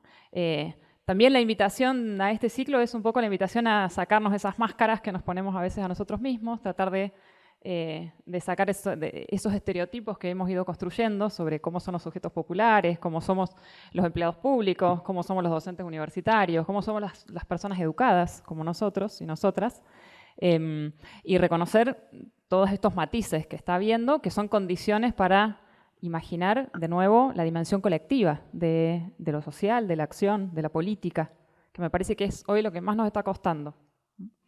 Igual, fíjense la cantidad de compañeros y compañeras que están acá. Y esto habla también de una voluntad, de una vocación y de un deseo de estar escuchando y entendiendo, como decíamos al principio, una vocación de tratar de comprender como responsabilidad como docentes universitarios, pero también como necesidad política, insisto con esto, es una necesidad política. Que todas estas investigaciones se pongan al servicio también de nuestra acción colectiva. No dije una cosa, que es que Gonzalo además es un compañero afiliado a DIUC y que esto es parte de, claro, esto es parte de un desafío y de una apuesta que nosotros hacemos, porque tiene que ver con poder poner en diálogo trayectorias y también revalorizar lo que nosotros mismos y nosotras mismas desde nuestro sindicato y desde nuestra universidad estamos construyendo. Bueno, está abierto el micrófono para quien quiera consultar, hacer aportes. Bueno, muchas gracias. En primer lugar, yo estuve siguiendo mucho lo que está pasando en El Salvador y creo que tiene una aprobación muy importante, vos mismo lo dijiste, Gabriel, no solo en El Salvador, pero en toda Latinoamérica. Sí. Sin embargo, lo etiquetaste de ser de derecha, más de derecha de López Obrador. Ujú. Me pregunto si todo el pueblo de Latinoamérica como se movió más a la derecha, o si hubo, después de la pandemia, una recalibración entre lo que es la derecha y la izquierda. La otra cosa que me gustaría destacar es que uno de los problemas fundamentales que creo que está en la mente de todos, pero ustedes no lo preguntaron, es el tema de la inflación. Sí, sí. Y eso me vuelve a vincular con el tema de Bukele, que es el Open Blockchain Ledger Technology, que se basa en el Bitcoin, como nueva referencia de valor, las cosas. Que tampoco escuché mucho de eso de ustedes, que me parece que es muy importante lo que está pasando en El Salvador. Así que, no sé, lo dejo picando ahí nomás. Bueno, muchísimas gracias, la verdad que interesantísimo, sobre todo por aquellos de nosotros que venimos de las ciencias duras. Pero bueno, en mi paso por la universidad siempre digamos, escuché eso, ¿no? Que había una gran división entre los que son de las ciencias blandas y las ciencias duras. Y hoy me doy con la sorpresa de que, bueno, impresionante los sociólogos cómo están usando la estadística. O sea que se acabó la división, acá la grieta no existe más. Por lo menos en la universidad hemos hecho hace mucho. Bueno, pero hoy realmente es como que fue una bofetada en la cara. Realmente un método estadístico aplicando regresión, bueno, ya es como mucho. Para un sociólogo uno diría no. Pero fabuloso, o sea, realmente increíble. Ese es un comentario como para romper el hielo. Pero bueno, tengo dos preguntas que son un poco relacionadas con algunas cosas que han dicho y que no entiendo. Entonces, por ahí un poquito la pregunta, o sea, la pelota se las tiro de vuelta. En primer lugar, una de las cosas que dijo Gabriel al principio es que hay digamos, la incorporación de la militancia, digamos, está en la derecha y no, o sea, ¿cómo? Sí, sí. Hay un mayor flujo o ingreso de gente que piensa como quieren que piensen los jóvenes, los partidos de derecha.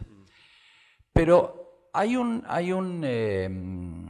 consigna que bajan, que es: no piensen mucho, dejen que pensemos nosotros, o sea, ustedes votennos, o sea, nosotros vamos a gobernar, vamos a dirigir, vamos a gestionar, pero no importa cómo, o sea, es como un acto de fe muy grande, pero es como que no hay ningún tipo de aporte en cuanto a programas cuando presentan, digamos, sus posturas. Y el otro tema es algo que se dijo después, que Gonzalo dijo, que es el tema de la distribución. Y ahí me pongo un poquito más crítico en cuanto a que decimos que para mejorar la sociedad en la Argentina hay que mejorar la distribución. Pero estamos distribuyendo el bizcochuelo, porque no hay torta. ¿Dónde está la torta? Cuando decimos hay que distribuir la torta está en el valor agregado y en lo que podamos ponernos a la altura, digamos, en cuanto a ciencia y tecnología con el resto del mundo. Entonces, es una aspiración utópica. Es una aspiración utópica porque es totalmente teórica. En la práctica, lo que ocurre es cuando uno quiere ir a vender valor agregado, nos dicen que no, que nos quieren comprar la soja nomás. El aceite de soja, la lecitina de soja, los medicamentos que en base a soja, no los quieren porque los hacen ellos. Entonces es como que no cierra. ¿Cómo vamos a salir en esta situación? La pregunta sobre, bueno, si hay alguna medida o hay algo que ya empiece a explicar este fenómeno de la juventud entrando a la política, por, digamos, los candidatos de ultraderecha o más rupturistas, digamos, por lo que se ve, si hay algo ya pensado o sondeado sobre eso. Yo me quedo con una imagen que pasó en la tele el otro día antes del discurso de Cristina, no sé si lo vieron, que bueno, estaba un notero, creo que C5N, y entra un pibe llegando al acto y le pregunta el notero a quién iba a votar, de haber tenido 20 años, dice a Cristina, Cristina, y le dice el notero, pero no, Cristina no se presenta, ah, entonces a Milei. Y después, en otra secuencia, no sé si fue ahí o en otro momento, le preguntan, bueno, ¿y por qué? ¿A quién vas a votar? A Milei. ¿Y por qué? Bueno, porque me gusta lo que dice, cómo lo presentan. ¿Y qué dice? No sé, pero me gusta. Esa sería un poco la duda, la consulta, a ver si hay algo sobre eso. Bueno, gracias por las preguntas. Voy a decir algo del Salvador porque obviamente no necesariamente está todo el mundo informado.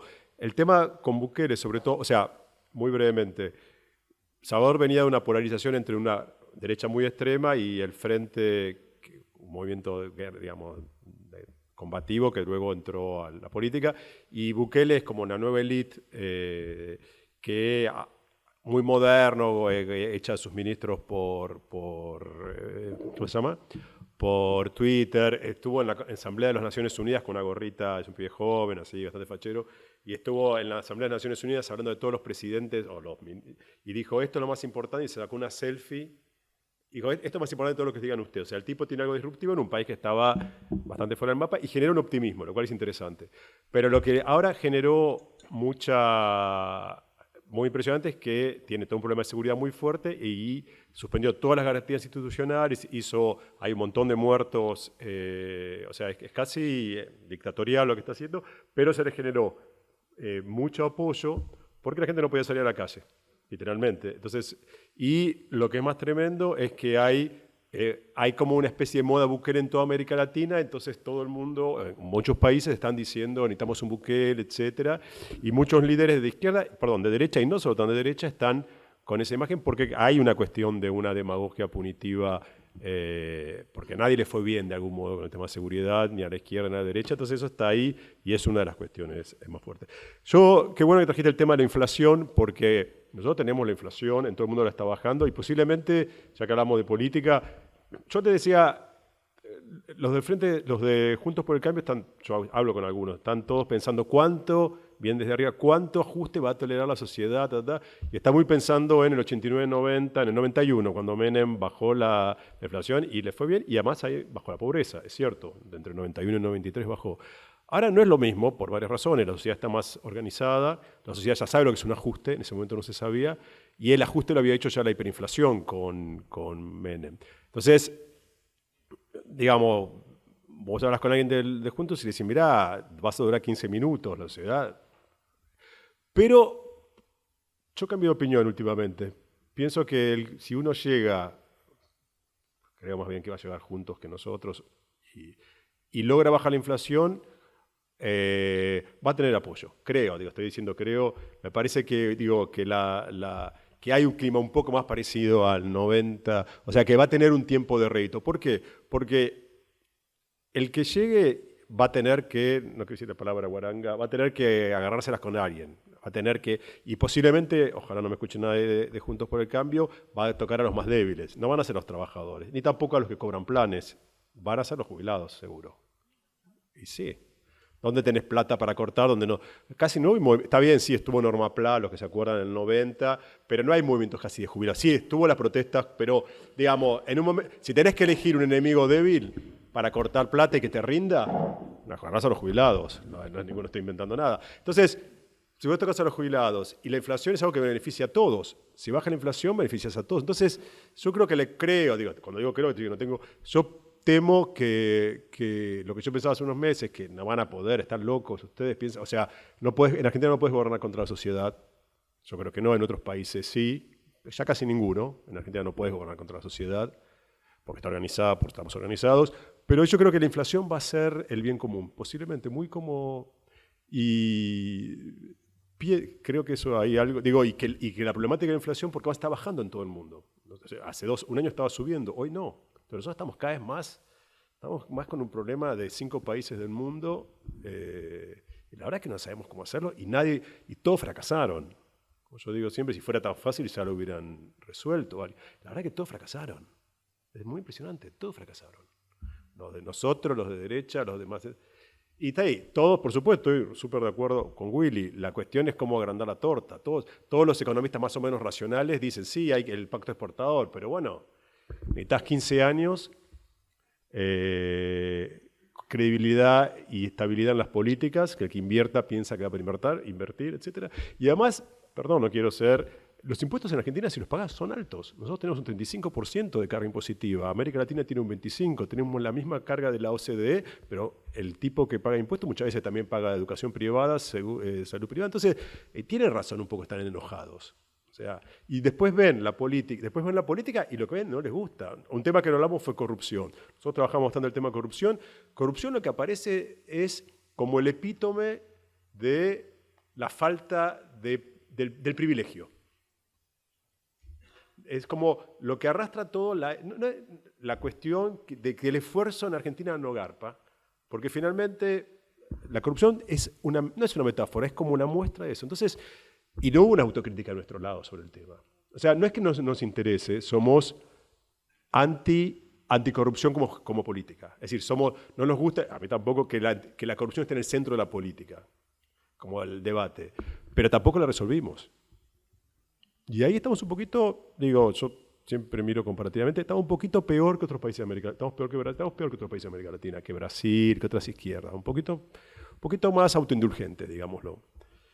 Y luego, sobre la socialización de la derecha, quizás, no hay datos, para ser sinceros, no hay datos exactos que estén mostrando que las que entran a la política, pero sí hay como fenómenos más cualitativos que están mostrando militancia, no necesariamente el voto, que empieza a militar por la derecha. No es nuevo, se vio con Trump tuvo las primeras, ya esto se equiparó, pero hubo toda una expansión digital muy fuerte por la derecha, hubo una apropiación de una cultura pop, de una cultura de meme, etcétera, primero por la derecha, y se está empezando a ver, se vio mucho en Brasil, la verdad, se está viendo un poco acá con Milei, pero lo que tiene es que es nuevo, es la primera generación que no siente que ser derecha, que a lo mejor no se considera derecha, que no ve ninguna vinculación, y tiene razón, con las dictaduras militares, pues nacieron 25, 30 años después, entonces no es que no les importa, sino que no tienen razón en no sentir que tienen alguna responsabilidad con el terrorismo de Estado. Y eso sí. Luego, yo no sé, también para ser un poco autocrítico acá, si no sirve para nada. Yo no sé si les dicen que no vayan a pensar, no estoy tan de acuerdo. Perdón, con todo respeto. Cristina no le dice a la gente que vaya a pensar. Le dicen, apóyenme, no hay mucho. Nosotros tampoco tenemos tanto margen de discusión entre nosotros. No jodamos, o sea, no es que hay... Y no es que la Cámpora también abre... Uno no sabe dónde la Cámpora se reúne a discutir política. Oiga, en serio, yo tengo amigos de la Cámpora. Uno no sabe dónde la Cámpora se reúne a discutir política. ¿Alguien fue alguna vez a un mitin de la Cámpora a discutir política? Perdón, lo digo, estamos entre amigos, que somos todos en el mismo campamento. Entonces, no sé si... No sé, en los dos lados. ¿Perdón?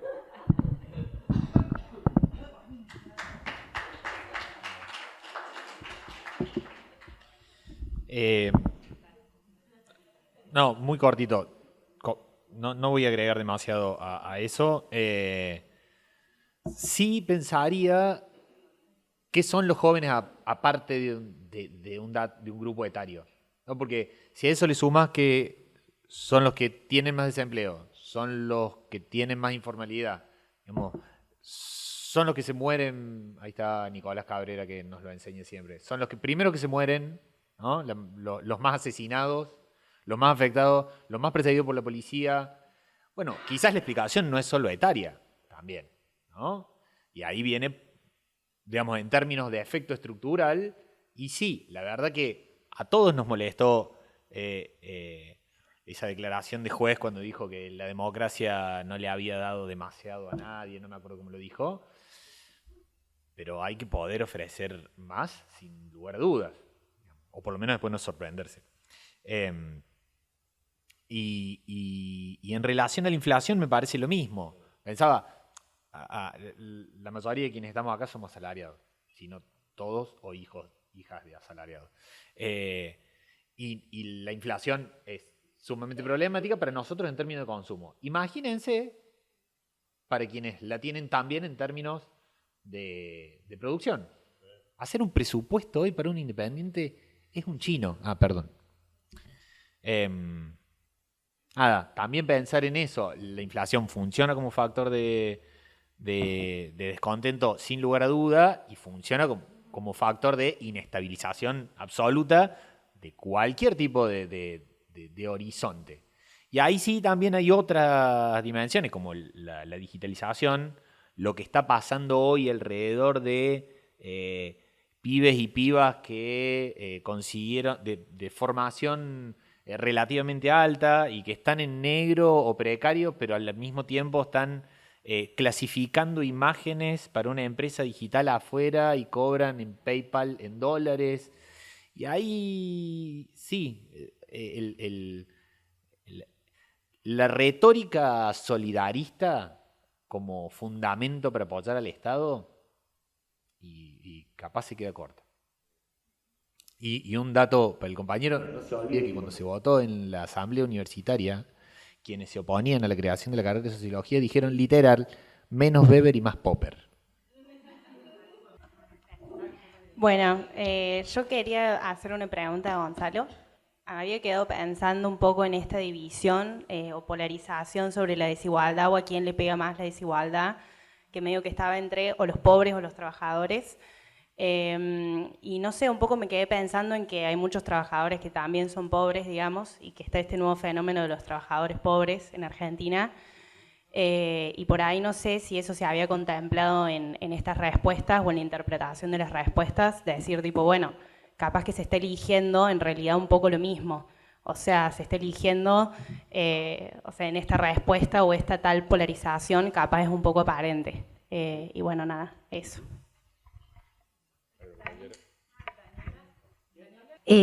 La pregunta es si querés explayarte un poquito más, Gonzalo, y ya que estamos aquí en un ámbito donde somos todos intelectuales, universitarios y demás, a mí me pareció muy interesante la desnaturalización que hiciste respecto de los educados, los más educados o los progres.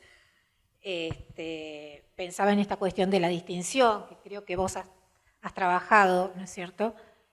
Y te referías a que los más educados, bueno, no sé si lo voy a citar textual a lo que dijiste, ¿no? Pero que hacía un poco de ruido ver que en los más educados la respuesta que daban frente a la pregunta de quién merece recibir y cómo algunos o muchos de ellos no estaban de acuerdo con el tema de los subsidios a los pobres, etc. Entonces, vuelvo a decir, ya que estamos en un ámbito de intelectuales, me parece muy interesante la desnaturalización respecto de los más educados, que por ahí tenemos idealizados como los más progres y solidarios, y que pudieras ampliar un poquito un término que no sé si lo utilizaste, pero sé que lo trabajas, que tiene que, sí, hablaste de quién merece recibir, ¿no es cierto?, que tiene que ver con la cuestión de la meritocracia, ¿no?, en los más educados, en los más progres, entre comillas. Digo, ¿cómo se da esta aparente o esta contradicción, ¿no?, entre mayores niveles de educación y mayor pedido de, bueno, meritocracia? Vale. Nada, más que una pregunta es para que pudieras, si querés, hablar un poquito más respecto de eso. Hola, bueno, antes que nada, gracias al gremio por el espacio y bueno, a los compañeros por la charla. Me quedé pensando un poquito en esto de, somos una sociedad tal vez que nos quedan muchas trazas de colonialismo, ¿no? Y cuando tendemos a ver políticas públicas, políticas económicas, políticas en sí, tendemos a mirar a algún lado y esa mirada suele ser a Europa. Y Europa es la que ha dado este gran paso en esta derechización, ¿no? en volver a partidos de ultraderecha, conservadores, y me quedé pensando lo que decían en qué es la derecha, ¿no? O cómo redefinimos estas nuevas derechas. Capaz poder profundizar un poquito ahí, qué es hoy, digamos, no solo para nosotros por ahí la derecha del libro, sino cuál es la derecha que se siente en la calle, cuál es la derecha, la izquierda o el progresismo que hoy entienden nuestros jóvenes para apostar a partidos como personas como Milei, ¿no? Claramente. Entonces, me parecía por ahí bueno tratar de profundizar un poquito ahí, capaz más como yo soy de las ciencias duras y por ahí los sociólogos siempre nos pueden aclarar esos nuevos sentidos. Y ahí se me viene la pregunta de este descreimiento o esta insatisfacción con la democracia, ¿no? ¿Por qué nos lleva a caer en estos modelos conservadores? O sea, ¿qué aportan estos modelos otra vez para salir del momento, ¿no? Del momento político que pasamos? Yo lo que quería consultar es, me decían que la sociabilización política, como cosa novedosa, es que se está haciendo por derecha, ¿sí? Bueno, nosotros teníamos la idea de que la sociabilización política venía también como institucionalizada en algún sentido. Se entraba un partido, un programa, un aparato y uno ahí tenía una guía de acción y un horizonte de futuro.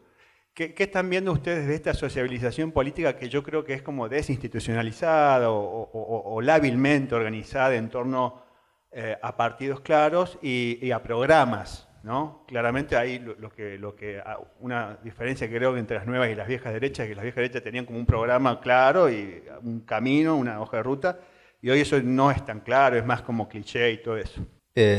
Sí, quería preguntar sobre todo sobre la primera presentación que mostraba un desgrane de, si se quiere, clases, haciendo una categoría más desarticulada para un análisis contemporáneo por la heterogeneización de la sociedad.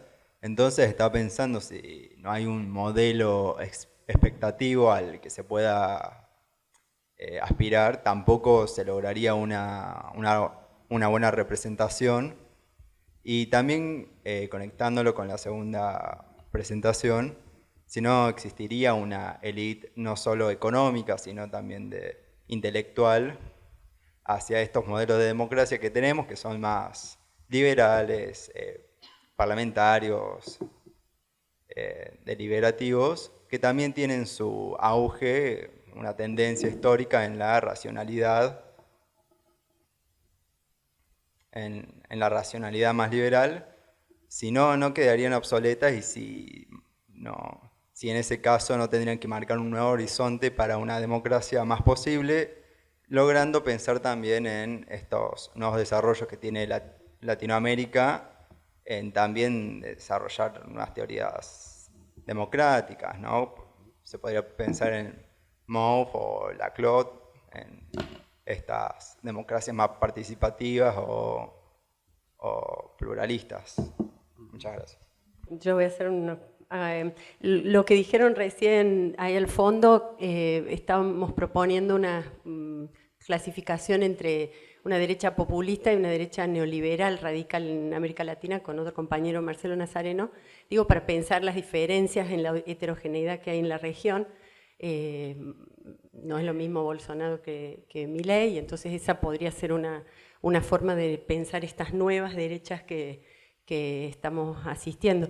Y la otra cosa es que en una investigación que Ciencia Política también hacemos regresiones y trabajamos con estadística, es que hemos visto después de unas grandes encuestas que pudimos hacer con el programa PISAC COVID, que hay un nuevo fenómeno que es la doble identidad negativa, así como recién la mostrabas, no solamente ser anti el otro partido, sino tener bronca con los dos mayoritarios.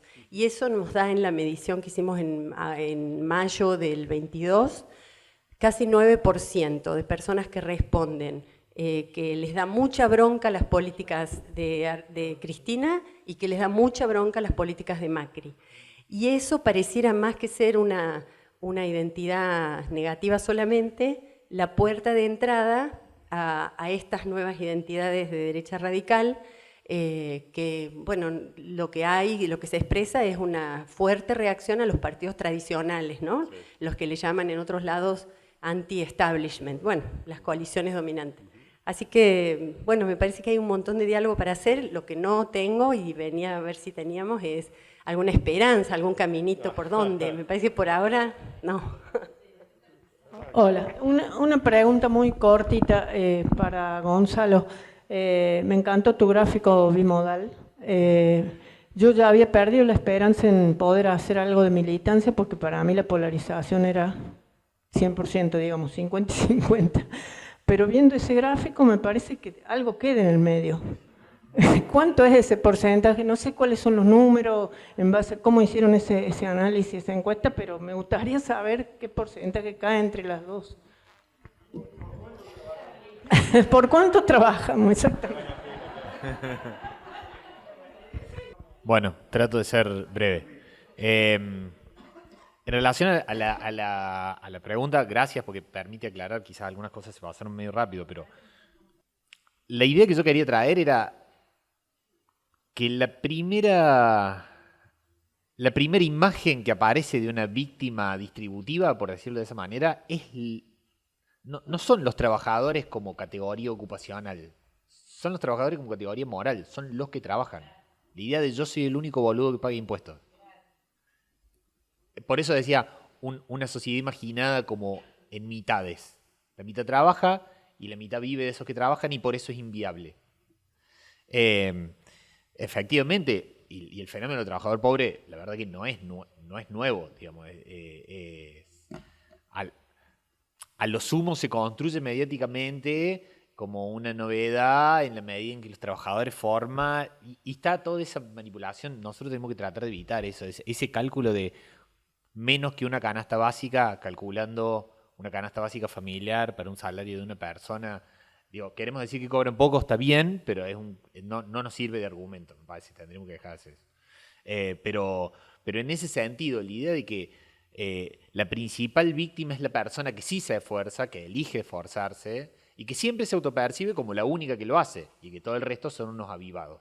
Y que conviene cobrar planes antes que trabajar. Esa era la idea por ahí que venía del lado de ese relevamiento, que estaba en Latino Barómetro 2020. En relación a la relación entre educación y meritocracia, sí tenía que ver con pensar, con traerlo para discutirlo en nuestro gremio. Yo, ahí, con Gabriel siempre lo charlamos, también en relación a la idea de meritocracia reconocería muchos matices.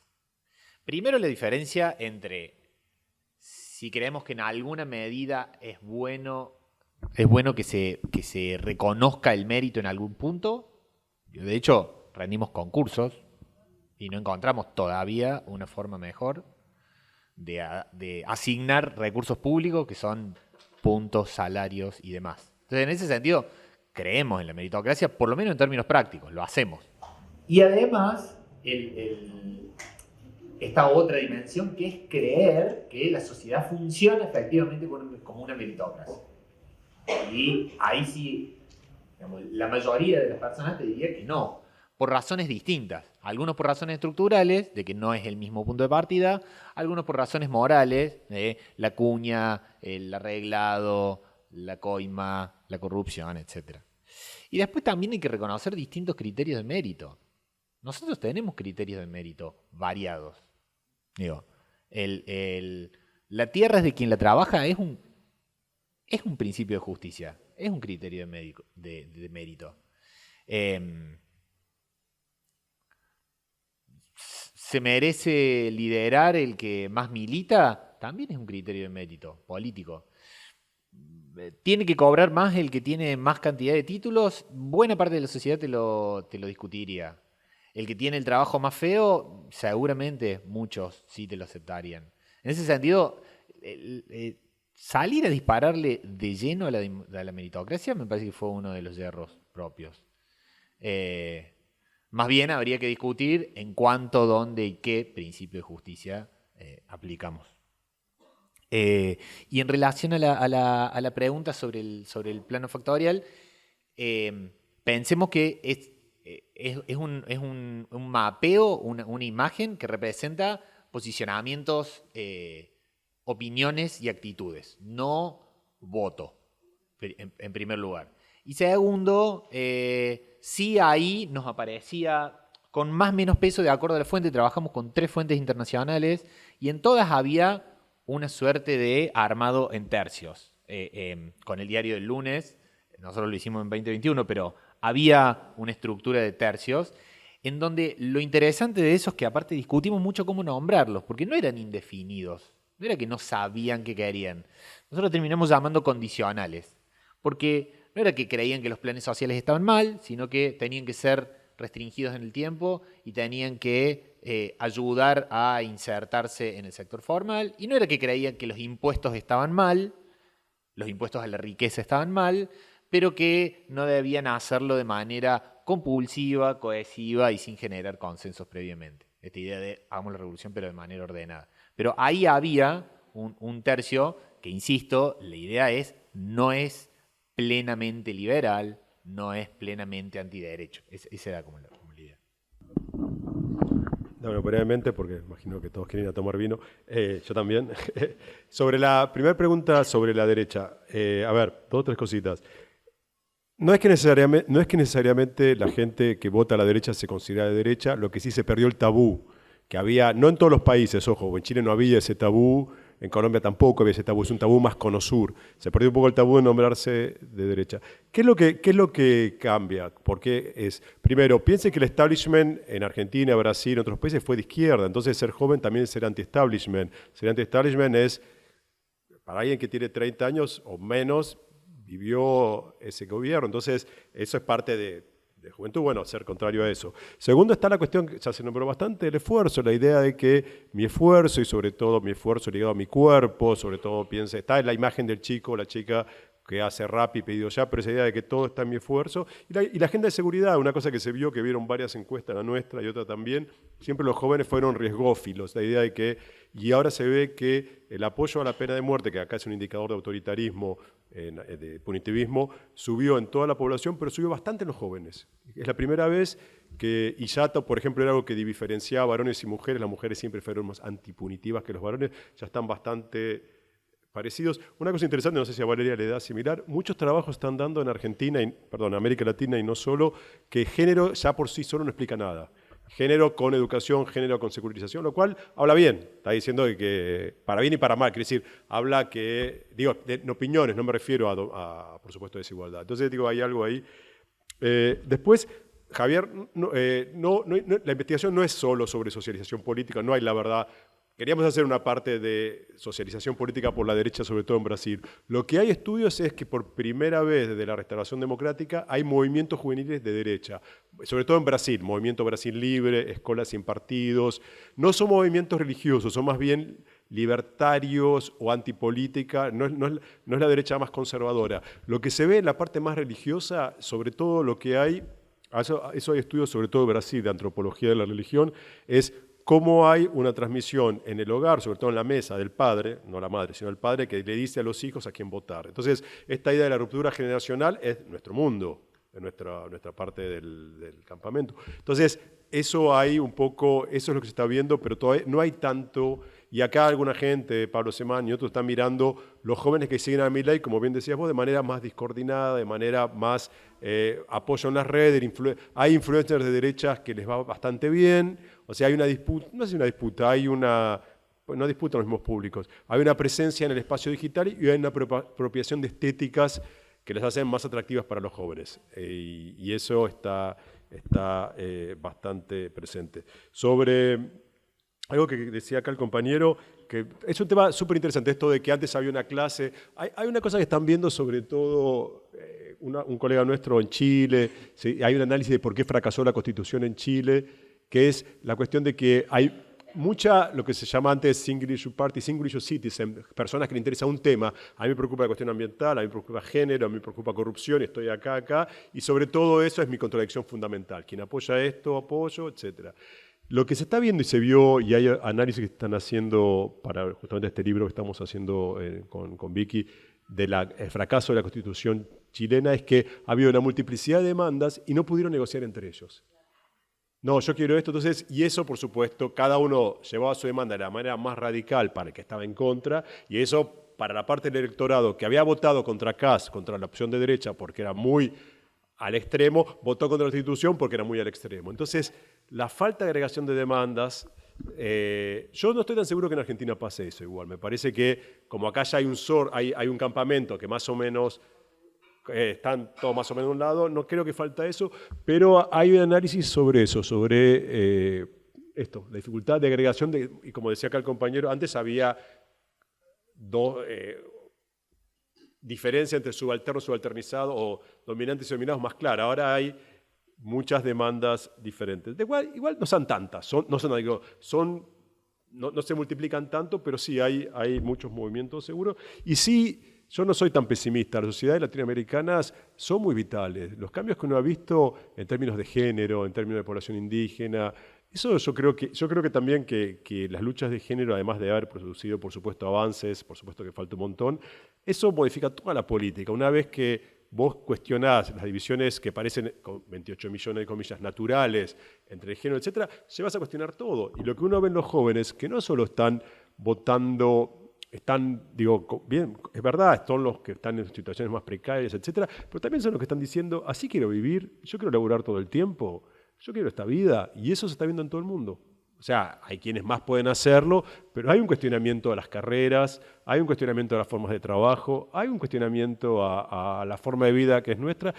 Y para terminar, también ha habido cambios en las constituciones latinoamericanas, son más pluralistas, la conversación, ahora es imposible que en la conversación no estén los movimientos indígenas, el buen vivir, el derecho de la naturaleza, o sea, todo eso hoy está en la conversación política y muchos de los que, y si hubiera alguien acá de esa vertiente diría que lo que estamos diciendo nosotros es antiguo, no piensa en distribución, piensa en desigualdad, piensa en bienes, piensa en desarrollo, cuando hay otros derechos de la tierra, de la naturaleza, o sea, y eso hoy está en la conversación y llegó por suerte para quedarse, es parte de la conversación política de aquí para adelante. Y vamos a estar yendo y viniendo entre momentos, pero es cierto que es difícil construir y es fácil destruir, eso es cierto, y eso lo están viendo en Brasil, que en 4 años de bolsonarismo, o 6, 4, ¿no? Se destruyó un montón, justo hablábamos el otro día con colegas brasileños, se destruyó un montón, de manera silenciosa, desfinanciando, además del Amazonas, que eso no supera, pero digo, además de financiar de programas, etcétera, y ese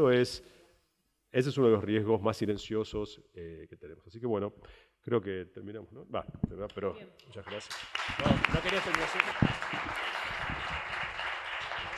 Bueno, solamente para agradecerles a los compañeros, a todos y a todas que se han quedado hasta esta hora. Están esperando el vino, yo creo. Pero bueno, me parece que todos hemos recogido el guante de este convite a pensar, a escucharnos, y quedan solo decir 3 cosas que anoté al último. Empezar a abrir los oídos, que me parece que no venimos acá a buscar respuestas, venimos a escuchar, a incomodarnos y tratar de entender. Me dejo anotado el enojo contra un sistema impositivo que sostiene políticas sociales y que igual no nos garantiza que dejemos de pagar salud, educación y seguridad privada. Hay que entender ese enojo, hay que entender el cuestionamiento de políticas sociales a planes que no están demostrando que van a ser transitorios porque no hay modelo de desarrollo que nos garantice que esos planes no sean transitorios.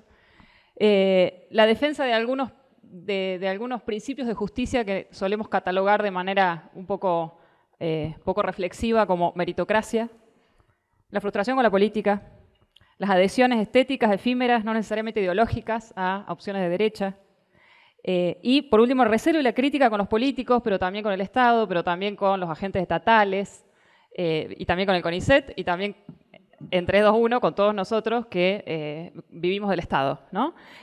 O que vamos a vivir del Estado. Acá hay muchos estudiantes, por suerte. Y entonces, bueno, tratar de abrir los oídos a esas interpelaciones, a esos enojos, a esos malestares, entenderlos como primera acción política y seguir pensando y tratando de seguir construyendo escenarios de diálogo que nos permitan reencontrarnos. Bueno, muchas gracias y nos reencontramos el 30 para el siguiente encuentro.